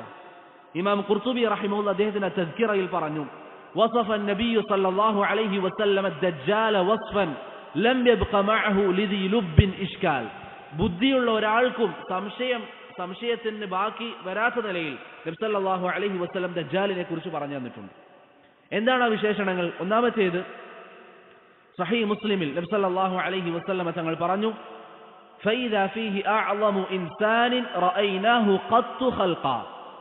വളരെ വലിയ ശരീരമുള്ളവനായിരിക്കും ദജ്ജാൽ. വളരെ വലുതായിരിക്കും. നിങ്ങൾക്കറിയാം, സൃഷ്ടിപ്പ് നബി സല്ലല്ലാഹു അലൈഹി വസല്ലം പറഞ്ഞതുപോലെ ആദം അലൈഹി സ്വലാത്തു വസ്സലാമിന്റെ കാലഘട്ടം മുതൽ സൃഷ്ടികളുടെ നീളം, വലുപ്പം കുറഞ്ഞുകൊണ്ടേയിരിക്കും. ആദം അലൈഹി സ്വലാമിന്റെ കാലം മുതൽ കുറഞ്ഞുകൊണ്ടിരിക്കുകയാണ്. മുഹമ്മദ് നബിയുടെ ഉമ്മത്ത് അത്ര വലുതല്ല, അഥവാ ആളുകളുടെ നീളത്തിൽ. ഉമ്മത്ത് ധാരാളമുണ്ട്, പക്ഷെ ആളുകളുടെ നീളത്തിൽ അത്ര വലുതല്ല. ഇവിടെ നബി സല്ലല്ലാഹു അലൈഹി വസല്ലമ തങ്ങൾ പറയുകയാണ്, ദജ്ജാൽ അത്രയും വലിയ ശരീരമുള്ളവനാണ്. ഇവിടെ ഒരു കാര്യം അതിനു മുമ്പ് സൂചിപ്പിക്കാനുള്ളത്, ദജ്ജാലുമായി ബന്ധപ്പെട്ട ഹദീസ് നബി സല്ലല്ലാഹു അലൈഹി വസല്ലമ തങ്ങൾ ആരിൽ നിന്ന് ഉദ്ധരിച്ചതാണ്? തമീമുദ്ദാരി റളിയല്ലാഹു അൻഹുവിൽ നിന്ന് ഉദ്ധരിച്ചതാണ്. പൊതുവെ ഒരു കടങ്കഥ പോലെ ചോദിക്കാറുണ്ട്, പ്രവാചകൻ മറ്റുള്ളവരിൽ നിന്ന് ഉദ്ധരിച്ച ഹദീസ് എന്താണ് എന്നുള്ളത്. എല്ലാ ഹദീസുകളും എങ്ങനെയുണ്ടാവുക? സഹാബി പ്രവാചകനിൽ നിന്ന് ഉദ്ധരിക്കും, അല്ലേ? എന്നാൽ ദജ്ജാലിന്റെ ഹദീസ് പ്രവാചകൻ തമീമുദ്ദാരിയിൽ നിന്ന് ഉദ്ധരിച്ചതാണ്. അതെങ്ങനെയാ? തമീമുദ്ദാരി റളിയല്ലാഹു അൻഹുവും കൂടെ ചില ആളുകളും കപ്പലിൽ യാത്ര ചെയ്യുകയായിരുന്നു. അങ്ങനെ യാത്രയിൽ അവരുടെ കപ്പൽ ശക്തമായ കാറ്റിലും മറ്റും പെട്ട് ഒരു ദ്വീപിലേക്ക് കപ്പൽ ചെന്നടഞ്ഞു. അങ്ങനെ അവർ ആ ദ്വീപിലേക്ക് കയറി ചെന്നപ്പോൾ അവിടെ ധാരാളം രോമങ്ങളും മറ്റുമുള്ള ഒരാളെ കണ്ടു. അങ്ങനെ അവരോട് സംസാരിച്ചു. അതാണ് ജസ്സാസ എന്ന് പറയുന്നത്. അങ്ങനെ അതിനുശേഷം അവരകത്തേക്ക് ഉള്ളിലേക്ക് പ്രവേശിച്ചപ്പോൾ അവിടെ ചങ്ങലകളാൽ ബന്ധിക്കപ്പെട്ട ഒരു വ്യക്തിയെ കണ്ടു. അതാണ് ആര്? ദജ്ജാൽ. അങ്ങനെ ദജ്ജാലുമായി തമീമുദ്ദാരി റളിയല്ലാഹു അൻഹു സംഭാഷണം നടത്തി, ചില സംസാരങ്ങൾ നടന്നു. ശേഷം നബി സല്ലല്ലാഹു അലൈഹി വസല്ലമ തങ്ങളുടെ അരികിലേക്ക് വരികയും ഇങ്ങനെ ഒരു വ്യക്തിയെ കണ്ട വിവരം, കാരണം ദജ്ജാൽ പ്രവാചകനെ കുറിച്ചൊക്കെ ചോദിച്ചിരുന്നു, കണ്ട വിവരം നബി സല്ലല്ലാഹു അലൈഹി വസല്ലമ തങ്ങൾക്ക് പറഞ്ഞു കൊടുത്തു. പ്രവാചകൻ സല്ലല്ലാഹു അലൈഹി വസല്ലം ആ വാർത്ത കേൾക്കുകയും അത് സത്യപ്പെടുത്തുകയും ചെയ്തു. വഹീന്റെ അടിസ്ഥാനത്തിൽ അത് സത്യപ്പെടുത്തുകയും ചെയ്തു. അതുകൊണ്ട് തന്നെ ദജ്ജാലിന്റെ ഹദീസ് തമീമുദ്ദാരിയിൽ നിന്ന് നബി സല്ലല്ലാഹു അലൈഹി വസല്ലം ഉദ്ധരിച്ചതാണ്. ആ ഹദീസിൽ തമീമുദ്ദാരി റളിയല്ലാഹു അൻഹു പറഞ്ഞു, ഫൈദാ ഫീഹി അഅളമു ഇൻസാനിൻ റഅയ്നാഹു ഖത്തു ഖൽഖാ. പ്രവാചകരെ, ആ ദ്വീപിലേക്ക് നാം കയറിയപ്പോൾ നാം ജീവിതത്തിൽ കണ്ടതിൽ വെച്ച് ഏറ്റവും വലിയ വലുപ്പമുള്ള ഒരു വ്യക്തിയായിരുന്നു അത്. ദജ്ജാലിന്റെ വസ്ഫ് ശറഇൽ വന്നത് വളരെ വലിയ ശരീരമായിരിക്കും. രണ്ടാമത്തേത്, അവന്റെ നിറം ചുവന്ന നിറമായിരിക്കും. ദജ്ജാലിന്റെ നിറം ചുവന്ന നിറമായിരിക്കും. നബി സല്ലല്ലാഹു അലൈഹി വസല്ലമ തങ്ങൾ പറഞ്ഞതായി ഈ തമീമുദ്ദാരിയുടെ ഹദീസിൽ കാണാം, അല്ലെങ്കിൽ മറ്റു ചില ഹദീസുകളിൽ വന്നതുപോലെ, ഫൈദാ റജുലുൻ അഹ്മറു ജസീം, ചുവന്ന നിറത്തിലുള്ള വലിയ മനുഷ്യനാണ് ദജ്ജാൽ. മൂന്നാമത്തെ വിശേഷണമായി വന്നത്, അവന് ഒരു കണ്ണ് മാത്രമാണ് കാണാൻ സാധിക്കുക. ഒരു കണ്ണിന്റെ കാഴ്ച നഷ്ടപ്പെട്ടതാണ്, ഒരു കണ്ണാണ് അവന് കാണാൻ സാധിക്കുക. നബി സല്ലല്ലാഹു അലൈഹി വസല്ലമ തങ്ങൾ പറഞ്ഞു, ഇന്നൽ മസീഹ ദജ്ജാൽ അഅ്വറുൽ ഐനിൽ യുംന. വലത് കണ്ണിന്റെ കാഴ്ച നഷ്ടപ്പെട്ടവനാണ് ദജ്ജാൽ. വലത് കണ്ണിന്റെ കാഴ്ച നഷ്ടപ്പെട്ടവനാണ് ദജ്ജാൽ. എന്നാൽ അവന് കാണാൻ സാധിക്കുന്ന കണ്ണ്, അതിന്റെ വിശേഷണം എന്താണ്? ആ കണ്ണ് ചില ഹദീസുകളിൽ വന്നതുപോലെ കാന്ന ഐനഹു ഇനബത്തുൻ ത്വാഫിയ. നമ്മളൊരു മുന്തിരി, നിങ്ങളൊരു കറുത്ത മുന്തിരിയോ മറ്റോ എടുത്ത് നിങ്ങൾ അമർത്തി കഴിഞ്ഞാൽ ആ മുന്തിരി മാത്രം പുറത്തേക്ക് വന്ന് തോല് വേറെ നിൽക്കുമല്ലോ, മനസ്സിലായ രൂപം. അപ്പം അതുപോലെ ഒരു കണ്ണിന്റെ ഭാഗം പുറത്തേക്ക് തള്ളിയ രൂപത്തിലായിരിക്കും ഉണ്ടാവുക. ഒരു കണ്ണ്, കാണാൻ പറ്റുന്ന ഒരു കണ്ണ് പുറത്തേക്ക് തള്ളിയ രൂപത്തിലായിരിക്കും ഉണ്ടാവുക. നുഐമി റഹിമഹുല്ലാഹ് അദ്ദേഹത്തിന് അല്ലാമിഇൽ ഇത് വിശദീകരിക്കുമ്പോൾ പറഞ്ഞു, കില ഐന ദജ്ജാൽ മഈബ. ദജ്ജാലിന്റെ രണ്ട് കണ്ണുകളും ന്യൂനതയുള്ളതാണ്. ഇഹ്ദാഹ ബിദഹാബിഹ, ഒന്നാമത്തെ കണ്ണിന്റെ കാഴ്ചയില്ല, അത് ന്യൂനതയാണ്. വൽ ഉഖ്റ, രണ്ടാമത്തെ കാണുന്ന കണ്ണ് ബിനുതൂഇഹ വഐബിഹ, അതിങ്ങനെ പുറത്തേക്ക് തള്ളിയിരിക്കുന്ന രൂപത്തിലായിരിക്കും ഉണ്ടാവുക. ഇങ്ങനെ രണ്ട് കണ്ണിനും ന്യൂനതയുള്ളവനായിരിക്കും ദജ്ജാൽ എന്ന് നബി സല്ലല്ലാഹു അലൈഹി വസല്ലമയുടെ ഹദീസുകൾ വിശദീകരിച്ച് നുഐമി പറയുന്നതായി കാണാം. നാലാമത്തെ വിശേഷണം, അവന്റെ കാഴ്ച നഷ്ടപ്പെട്ടിരിക്കുന്ന കണ്ണ് അതിന്റെ മുകളിൽ കട്ടിയുള്ള ഒരു തോൽ കഷ്ണമുണ്ടാകും. കട്ടിയുള്ള ഒരു തോലിന്റെ ഒരു കഷ്ണമുണ്ടാകും. നബി സല്ലല്ലാഹു അലൈഹി വസല്ലം പറഞ്ഞു, ഇന്ന ദജ്ജാല മംസൂഹുൽ ഐൻ, ദജ്ജാലിന്റെ കണ്ണ് തടവപ്പെട്ട നിലയിലാണ്. അലൈഹാ വഫറത്തുൻ ഗലീള, അതിന്റെ മേൽ നമ്മുടെ തോലുണ്ടല്ലോ, തോൽ, സാധാ തോൽ, ശരീരത്തിലുള്ള തോൽ, അത് കട്ടിയുള്ള ഒരു തോൽ അവിടെ തൂങ്ങി നിന്നാൽ എങ്ങനെയാണ് ഉണ്ടാവുക, ആ രൂപത്തിൽ അവന്റെ കണ്ണിന്മേൽ തൂങ്ങി നിൽക്കുന്നുണ്ടാകുമെന്ന് നബി സല്ലല്ലാഹു അലൈഹി വസല്ലമയുടെ ഹദീസിലൂടെ നമുക്ക് മനസ്സിലാക്കാൻ സാധിക്കും. എന്ന് പറഞ്ഞാൽ ആകെ കാണാൻ വികൃതമായ ഒരു രൂപമായിരിക്കും. അതുപോലെ തന്നെ അവന്റെ വിഷയത്തിൽ വന്ന സിഫത്താണ് മക്തൂബുൻ. നബി സല്ലല്ലാഹു അലൈഹി വസല്ലം പറഞ്ഞു, അദ്ദജ്ജാലു മംസൂഹുൽ ഐൻ, ദജ്ജാൽ കണ്ണ് തടവപ്പെട്ടവനാണ്. മക്തൂബുൻ ബൈന ഐനൈഹി കാഫിറുൻ, അവന്റെ രണ്ട് കണ്ണുകൾക്കിടയിൽ കാഫിർ എന്ന് എഴുതിയിട്ടുണ്ട്.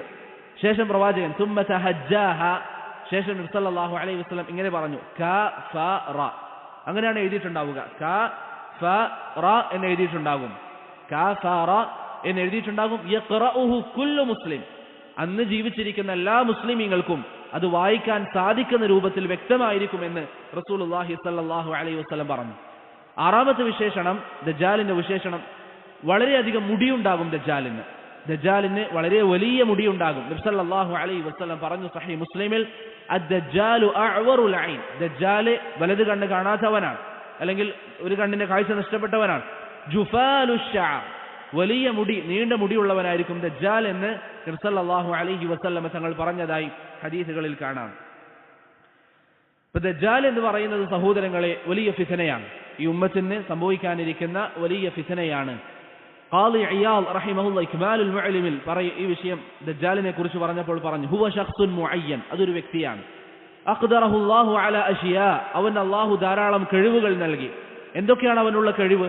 മിൻ ഇഹ്യാഇൽ മയ്യിത്തി അല്ലദീ യഖ്തുലു, അവൻ ആരെയെങ്കിലും കൊന്നുകളഞ്ഞാൽ അവരെ പിന്നീട് ജീവിപ്പിക്കാനുള്ള കഴിവ് അല്ലാഹു നൽകി. അതുപോലെ തന്നെ വജന്നതിഹി വനാരി, അവൻ അല്ലാഹു സുബ്ഹാനഹു വ തആല ചില സ്വർഗ്ഗവും നരകവും നൽകി, അവന്റേതായ സ്വർഗ്ഗവും നരകവും നൽകി. അതുപോലെ തന്നെ വനഹറൈഹി, അവന്റെ കൂടെ രണ്ട് നദികൾ ഉണ്ടാകും. അതുപോലെ വൈദ അമറ അസ്സമാഅ ബിഅൻ തുംതിർ വഅംരിഹി അസ്സമാഅ ബിഅൻ തുംതിർ വൽ അർദ് ബിഅൻ തുംബിത്, ആകാശത്തോട് മഴ വർഷിപ്പിക്കാൻ വേണ്ടി അവൻ ആവശ്യപ്പെടുമ്പോൾ അത് മഴ വർഷിപ്പിക്കും. ഭൂമിയോട് സസ്യങ്ങളെ മുളപ്പിക്കാൻ വേണ്ടി ദജ്ജാൽ ആവശ്യപ്പെട്ടാൽ അത് മുളപ്പിക്കും. സുമ്മ യുഅ്ജിസുഹു അല്ലാഹു ബഅദ ദാലിക്, ഇങ്ങനെ ദജ്ജാലിന് ഈ കഴിവുകളൊക്കെ അല്ലാഹു നൽകുകയും ഫിത്നയുടെ കാഫിരീങ്ങളും മറ്റും മുനാഫിഖീങ്ങളൊക്കെ അവന്റെ പിന്നാലെ പോയതിനു ശേഷം സുമ്മ യുഅ്ജിസുഹു അല്ലാഹു ബഅദ ദാലിക്, പിന്നീട് അല്ലാഹു സുബ്ഹാനഹു വ തആല ഈ കഴിവുകളൊക്കെ അവനിൽ നിന്ന് മാറ്റിക്കളയുമെന്ന് ഖാദി ഇയാദ് റഹിമഹുല്ലാഹ് പറഞ്ഞതായി അദ്ദേഹത്തിന് ഇക്മാലുൽ മുഅല്ലിമിൽ കാണാം. അതുപോലെ തന്നെ ദജ്ജാലിനെ കുറിച്ച് ഹദീസുകളിൽ വന്നിരിക്കുന്ന കാര്യമാണ്, ദജ്ജാൽ ഇന്ന് ജീവിച്ചിരിക്കുന്നുണ്ട്. തമീം ഉദ്ദാരി റളിയല്ലാഹു അൻഹുവിന്റെ ഹദീസിൽ സഹീഹ് മുസ്ലിമിൽ വന്നതുപോലെ. ഇത് ഇന്ന് ചില ആളുകൾ ചോദിക്കാറുണ്ട്, ശാസ്ത്രം ഇത്രയും പുരോഗമനത്തിലെത്തിയിട്ടും ലോകത്തുള്ള എല്ലാ കാര്യങ്ങളും കണ്ടുപിടിച്ചു എന്നൊക്കെ ആളുകൾ പറഞ്ഞു നടക്കുമ്പോഴും എന്തുകൊണ്ടാണ് ദജ്ജാലിന്റെ സ്ഥലം കണ്ടെത്താത്തത് എന്നീ ചോദ്യങ്ങൾക്ക് പിന്നെ പ്രസക്തിയില്ല. ദജ്ജാൽ ജീവിച്ചിരിക്കുന്നു എന്ന ഹദീസുകളിൽ സ്ഥിരപ്പെട്ടാൽ നേരത്തെ നാം പറഞ്ഞതുപോലെ വലാ തുളറബു ലഹൽ അംസാൽ, പിന്നെ വിയോജിപ്പുകൾ നമുക്ക് പറയാൻ അവകാശമില്ല. കാരണം ദജ്ജാൽ ജീവിച്ചിരിക്കുന്നു എന്ന് പറഞ്ഞത് നബി സല്ലല്ലാഹു അലൈഹി വസല്ലമയാണ്. പക്ഷെ ശാസ്ത്രം എന്ന് പറഞ്ഞാലും എത്ര തന്നെ പുരോഗമനത്തിലെത്തി എന്ന് പറഞ്ഞാലും പ്രവാചകൻ പറഞ്ഞുവെങ്കിൽ സമിഅനാ വഅതഅന, കേൾക്കുക, അനുസരിക്കുക. ഇപ്പൊ ദജ്ജാൽ ഇന്ന് ജീവിച്ചിരിക്കുന്നു എന്നുള്ളതാണ് അഹ്ലുസ് സുന്നയുടെ വിശ്വാസം. എവിടെയാണ് ദജ്ജാൽ ഉള്ളത്? കടലിലെ ഏതോ ഒരു ദ്വീപിലാണ്. കാരണം തമീം ഉദ്ദാരി റളിയല്ലാഹു അൻഹു 30 ആളുകളുടെ കൂടെ ഒരു യാത്രക്കിടയിലാണ് അദ്ദേഹത്തിന്റെ കടൽ ശക്തമായ തിരമാലയിൽ പെടുകയും പിന്നീട് അവർ ഒരു ദ്വീപിലേക്ക് കപ്പലടുപ്പിച്ചപ്പോൾ അവിടെ വെച്ച് ദജ്ജാലിനെ കാണുകയും ചെയ്തത്. അതുപോലെ തന്നെ ദജ്ജാലിന്റെ വിഷയത്തിൽ വന്ന തമീം ഉദ്ദാരി റളിയല്ലാഹു അൻഹുവിന്റെ ഹദീസിലുള്ളതാണ്, അവൻ ചങ്ങലകളിൽ ബന്ധിക്കപ്പെട്ട നിലയിലാണുള്ളത്. എങ്ങനെയാണ് ബന്ധിച്ചിരിക്കുന്നത്? അവന്റെ രണ്ട് കൈകളും അവന്റെ കഴുത്തിനോട് ചേർന്ന് ബന്ധിപ്പിച്ച നിലയിലാണുള്ളത്. രണ്ട് കൈകളും അവന്റെ കഴുത്തുകളോട് ചേർത്ത് വെച്ച് ചങ്ങലയിൽ ബന്ധിപ്പിച്ച നിലയിലാണ് അവനുള്ളത്. അതുപോലെ തന്നെ അവന്റെ കാൽമുട്ട് മുതൽ കാൽ താഴ്ഭാഗം വരെയും ചങ്ങലകളിൽ ബന്ധിച്ച നിലയിലാണുള്ളത് എന്ന് തമീം ഉദ്ദാരി റളിയല്ലാഹു അൻഹുവിന്റെ ഹദീസ് സഹീഹ് മുസ്ലിമിൽ സ്ഥിരപ്പെട്ടതായി നമുക്ക് കാണാം. അതുപോലെ തന്നെ ഹദീസുകളിൽ വന്ന വിഷയമാണ് ദജ്ജാൽ വരുന്നതിന് ചില അടയാളങ്ങളുണ്ട്. അതിൽ ഒന്നാമത്തേത് ബൈസാൻ എന്ന് പറയുന്ന പ്രദേശത്തുള്ള ഈന്തപ്പന തടികൾ, ഈന്തപ്പന മരങ്ങൾ, അതിലുള്ള ഖനികൾ, അതിലുള്ള കായകൾ അതുണ്ടാകുന്നത് കുറയും.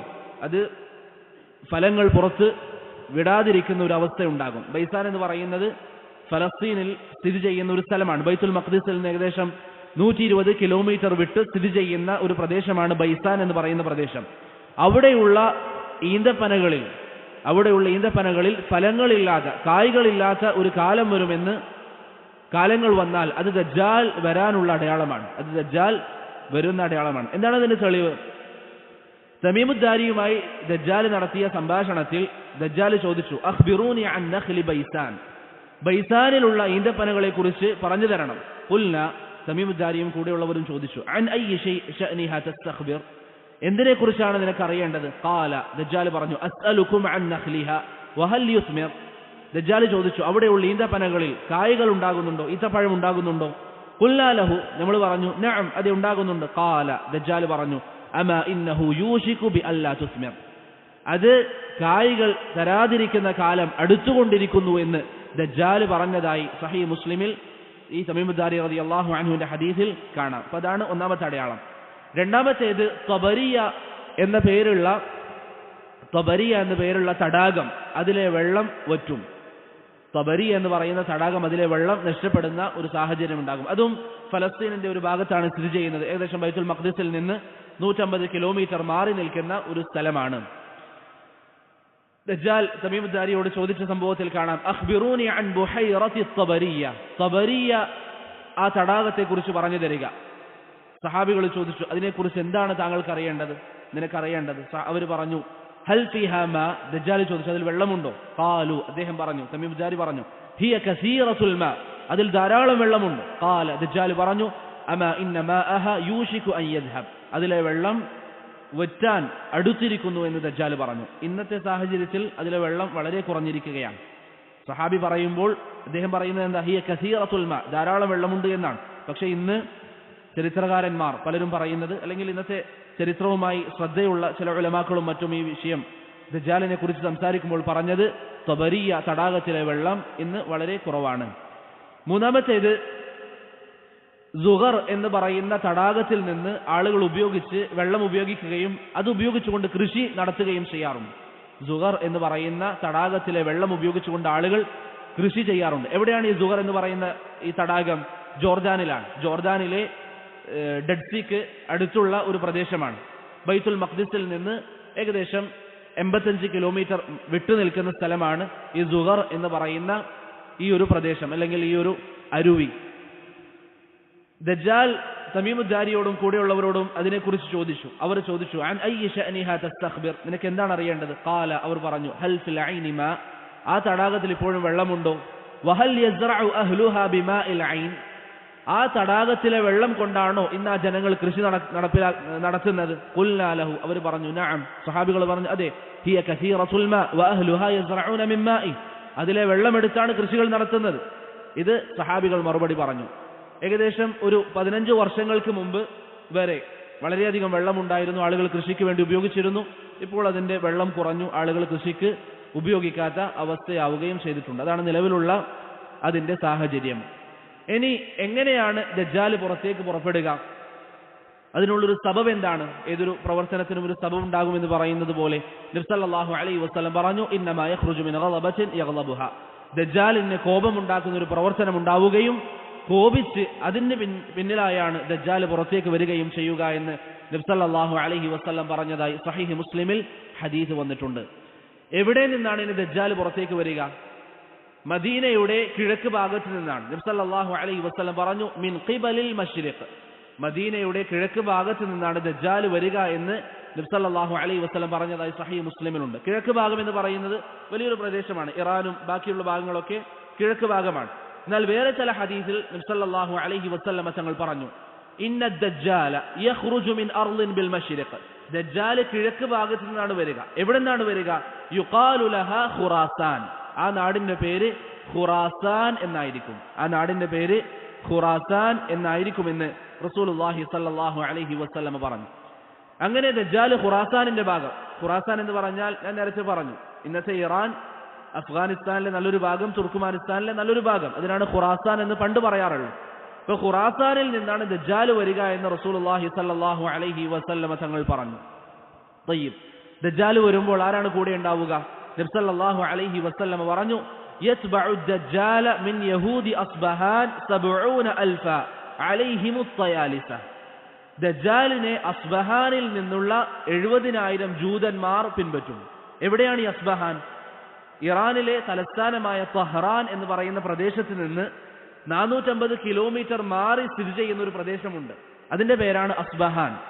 ഇറാനിലെ തലസ്ഥാനമായ തഹ്റാനിൽ നിന്ന് 450 കിലോമീറ്റർ മാറി സ്ഥിതി ചെയ്യുന്ന പ്രദേശമാണ് അസ്ബഹാൻ എന്ന് പറയുന്ന പ്രദേശം. ഈ പ്രദേശത്ത് നിന്ന് 70000-ഓളം വരുന്ന ജൂതന്മാർ ദജ്ജാലിനെ പിന്തുടരുമെന്ന് റസൂലുള്ളാഹി സ്വല്ലല്ലാഹു അലൈഹി വസല്ലം തങ്ങൾ പറഞ്ഞു. ശേഷം പറഞ്ഞു, അലൈഹിം അത്തയാലിസ, അവരുടെ മേൽ എന്തുണ്ടാകും? തയാലിസ ഉണ്ടാകും. അവരുടെ മേൽ തയാലിസ ഉണ്ടാകും. തയാലിസ എന്ന് പറഞ്ഞാൽ, ഇന്ന് നിങ്ങൾ പെട്ടെന്ന് മനസ്സിലാകാൻ, ഇന്ന് ചില ഷിയാക്കളൊക്കെ ധരിക്കുന്ന ഒരുതരം തട്ടമുണ്ട്. നിങ്ങൾ ഗൂഗിളിലൊക്കെ സെർച്ച് ചെയ്ത് നോക്കിയാൽ അലി അൽ ഖാമിനിയും മറ്റൊക്കെ ധരിച്ച് കാണുന്ന ഒരു തട്ടമുണ്ട്. അതിനാണ് അറബിയിൽ തയാലിസ എന്ന് പറയുന്നത്. അതുകൊണ്ടാണ് ചില ഉലമാക്കൾ എന്ത് പറഞ്ഞത്? ഈ ഷിയാക്കൾ അവർ യഥാർത്ഥത്തിൽ ജൂതന്മാരാണ് എന്ന് ചില ഉലമാക്കൾ അതുകൊണ്ടാണ് പറഞ്ഞത്.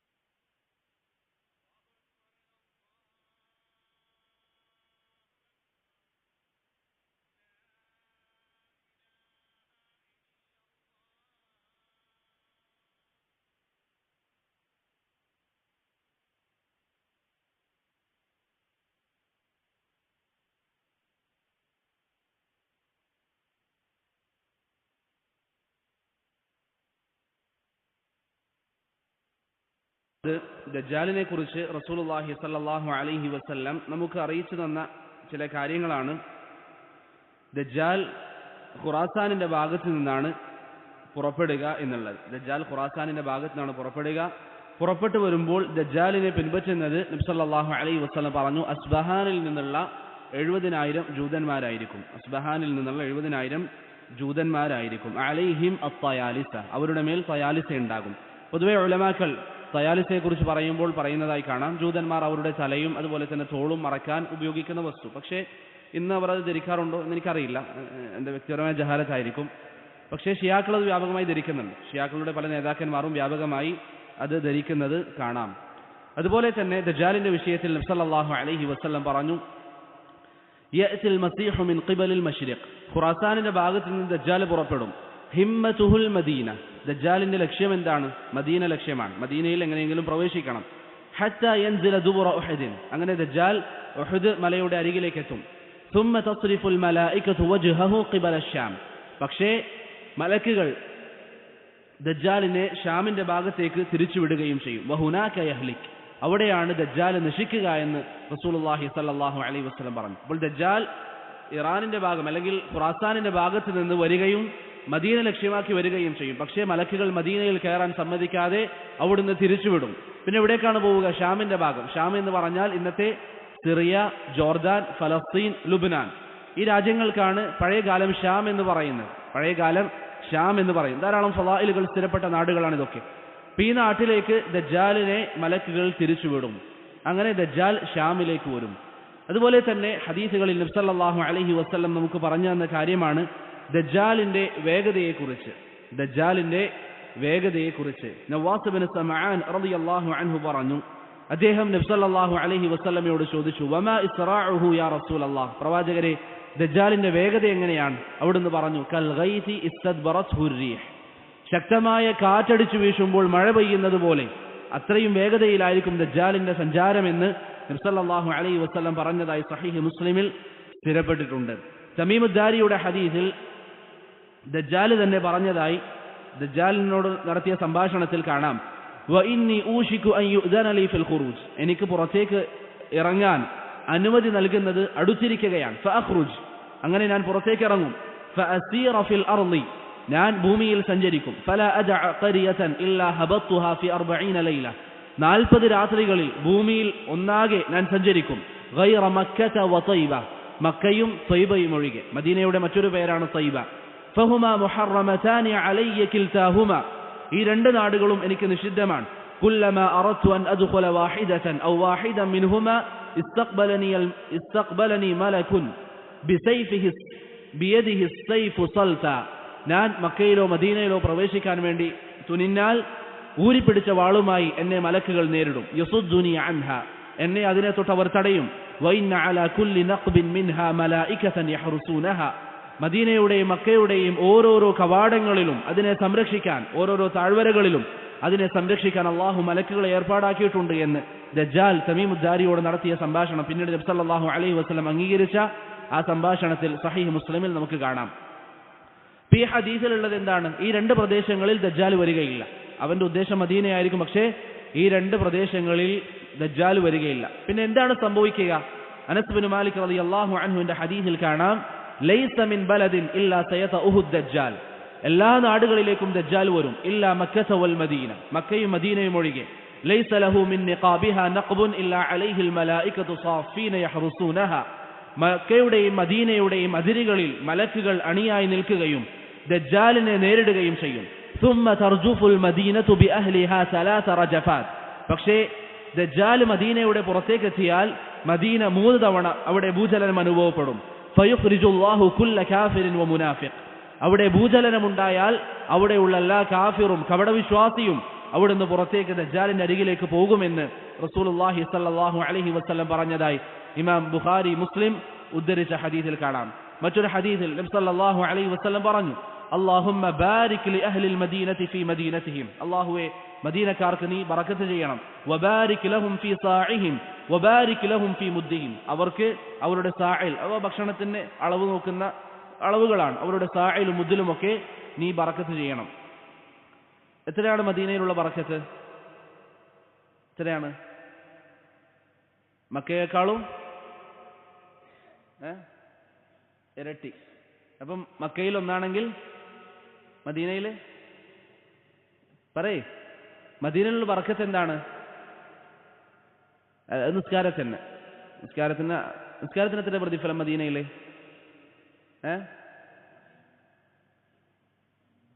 എത്രയാ? 1000, 10000, എത്രയാ? നിസ്കാരത്തിൽ മദീന മസ്ജിദുൻ നബവിയിൽ എത്രയാ പ്രതിഫലം? 10000?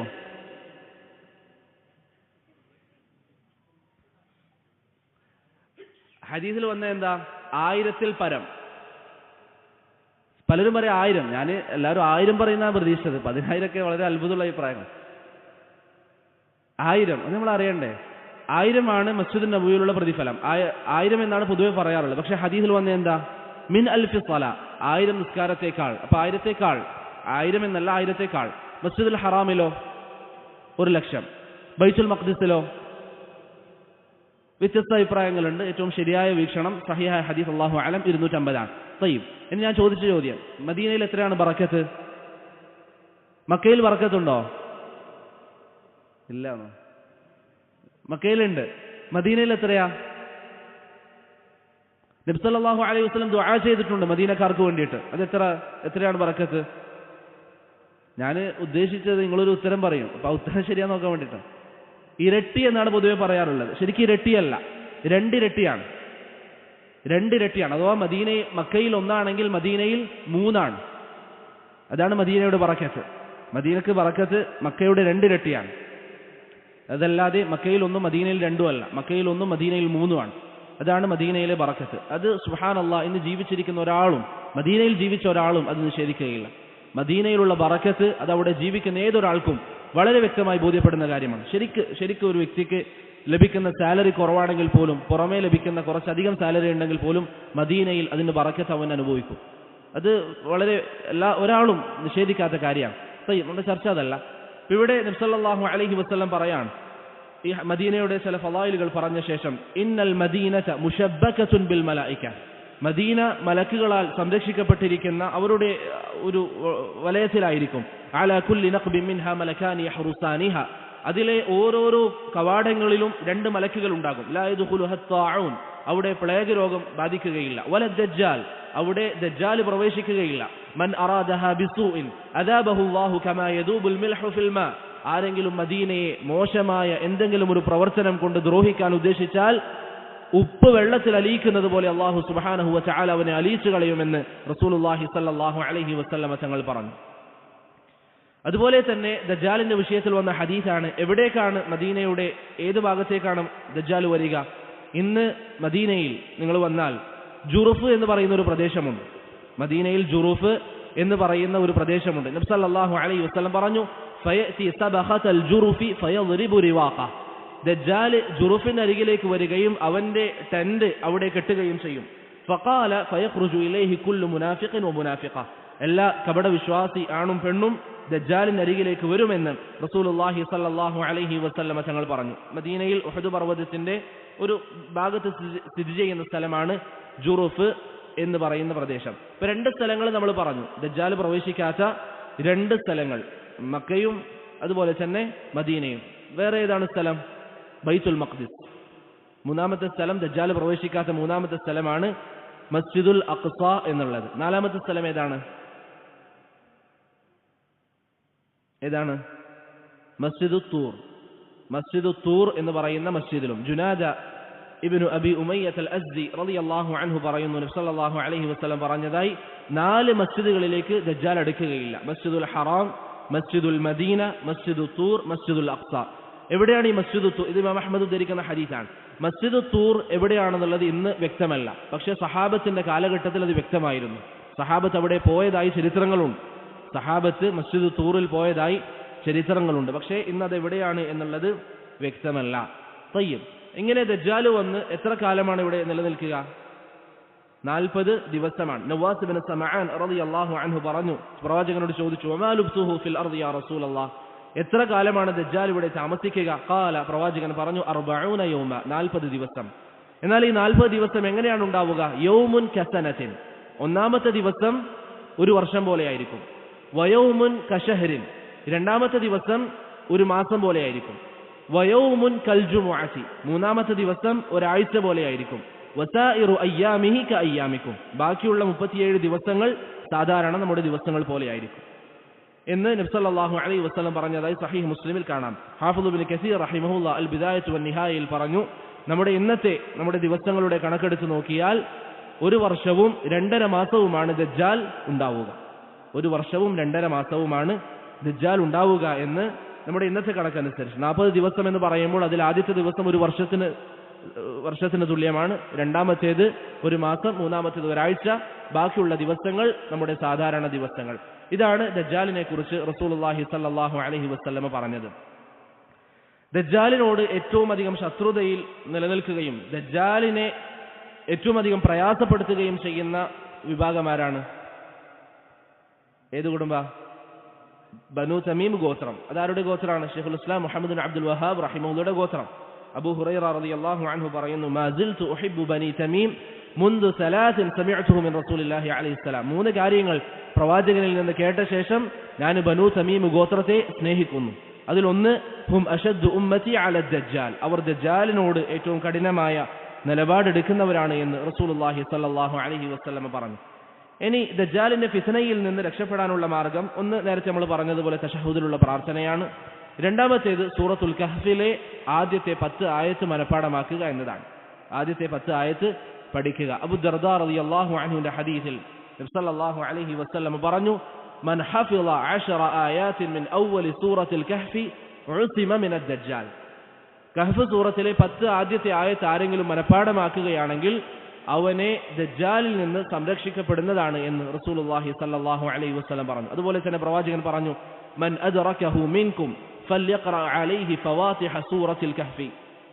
നിങ്ങൾ ആരെങ്കിലും ദജ്ജാലിനെ കണ്ടുമുട്ടുകയാണെങ്കിൽ അവന് സൂറത്തുൽ കഹ്ഫിലെ ആദ്യ ഭാഗങ്ങൾ ഓതി കേൾപ്പിക്കുക, അല്ലെങ്കിൽ അത് ഓതുക അവന്റെ മുന്നിൽ എന്ന് റസൂലുള്ളാഹി സ്വല്ലല്ലാഹു അലൈഹി വസല്ലം പറഞ്ഞതായി സ്വഹീഹ് മുസ്ലിമിൽ ഹദീസ് സ്ഥിരപ്പെട്ടിട്ടുണ്ട്. അവസാനമായി ദജ്ജാലിനെ വധിക്കുന്നത് കൂടി പറഞ്ഞ് ഇൻഷാ അല്ലാഹ് നമുക്ക് നിർത്താം. അതാണ് ഇമാം അഹ്മദ് ഇവിടെ പറഞ്ഞു. ഒന്ന്, ദജ്ജാൽ വരും. രണ്ടാമത്തേത്, ഈസാ നബി അലൈഹി സ്വലാത്തു വസ്സലാം ഇറങ്ങി വരികയും ദജ്ജാലിനെ വധിക്കുകയും ചെയ്യും. ഈസാ നബി അലൈഹി സ്വലാത്തു വസ്സലാം മരണപ്പെട്ടിട്ടില്ല, മറിച്ച് അല്ലാഹു സുബ്ഹാനഹു വ തആല അദ്ദേഹത്തെ ആകാശത്തേക്ക് ഉയർത്തിയതാണ്. അതുകൊണ്ട് തന്നെ ഏറ്റവും അഫ്ളലായ സഹാബി ആരാണ്?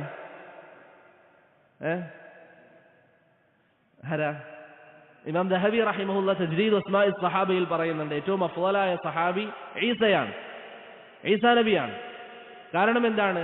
ഈസാ നബി അലൈഹി സ്വലാത്തു വസ്സലാമിനെ നബി സല്ലല്ലാഹു അലൈഹി വസല്ലം കണ്ടിട്ടുണ്ട്. ഇപ്പം ബാക്കിയുള്ള പ്രവാചകന്മാരെയും കണ്ടിട്ടില്ല. ഇസ്രായിന്റെ രാത്രിയിൽ ആ പ്രവാചകന്മാരും സഹാബികളാണോ?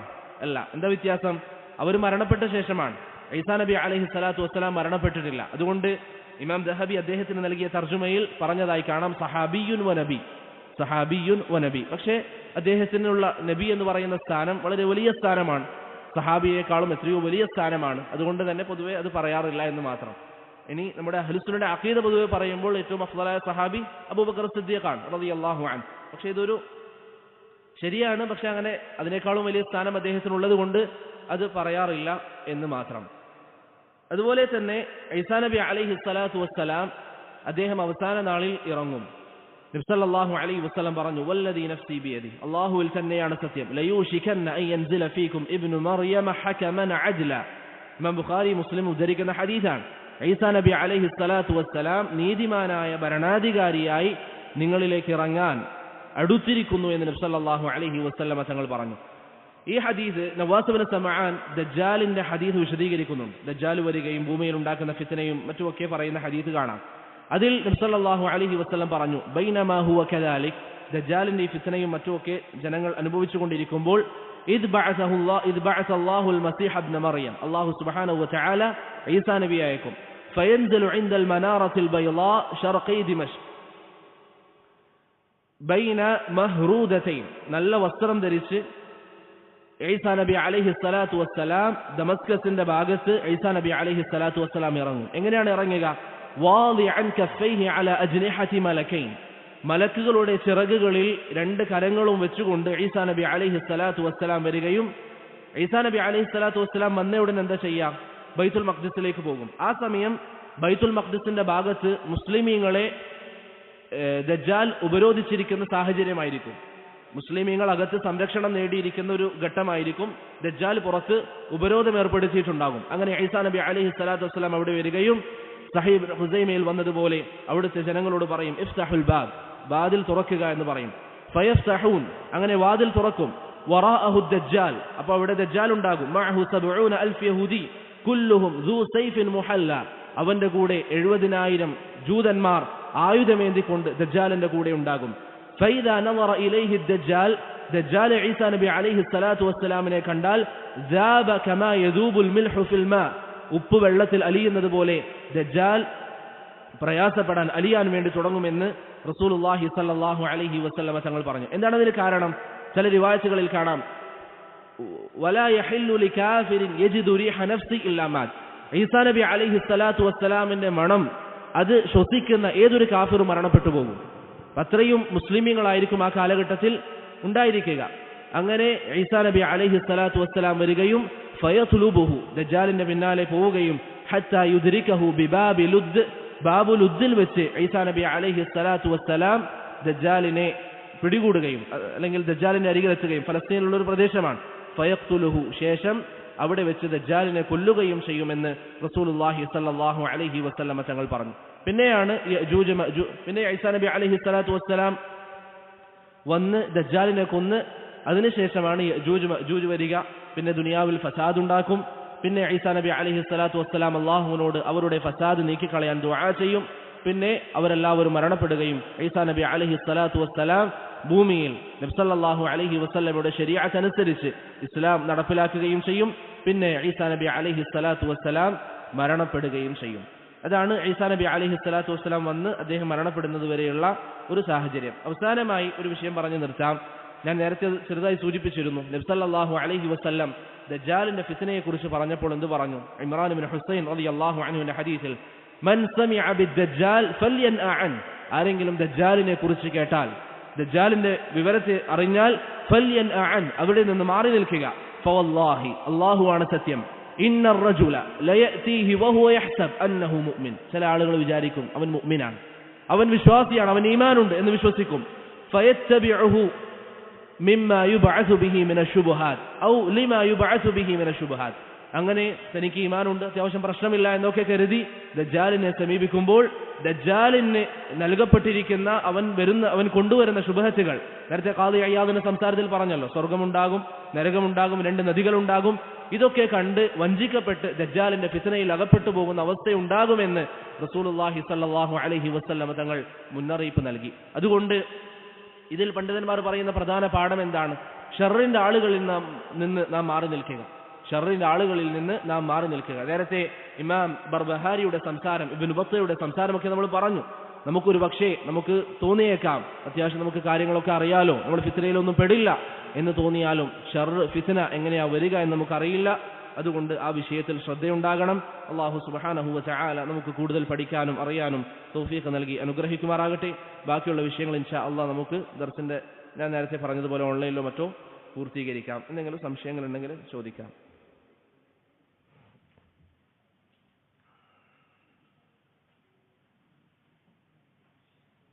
പറഞ്ഞതിലോ മറ്റോ എന്തോ സംശയമുണ്ടോ?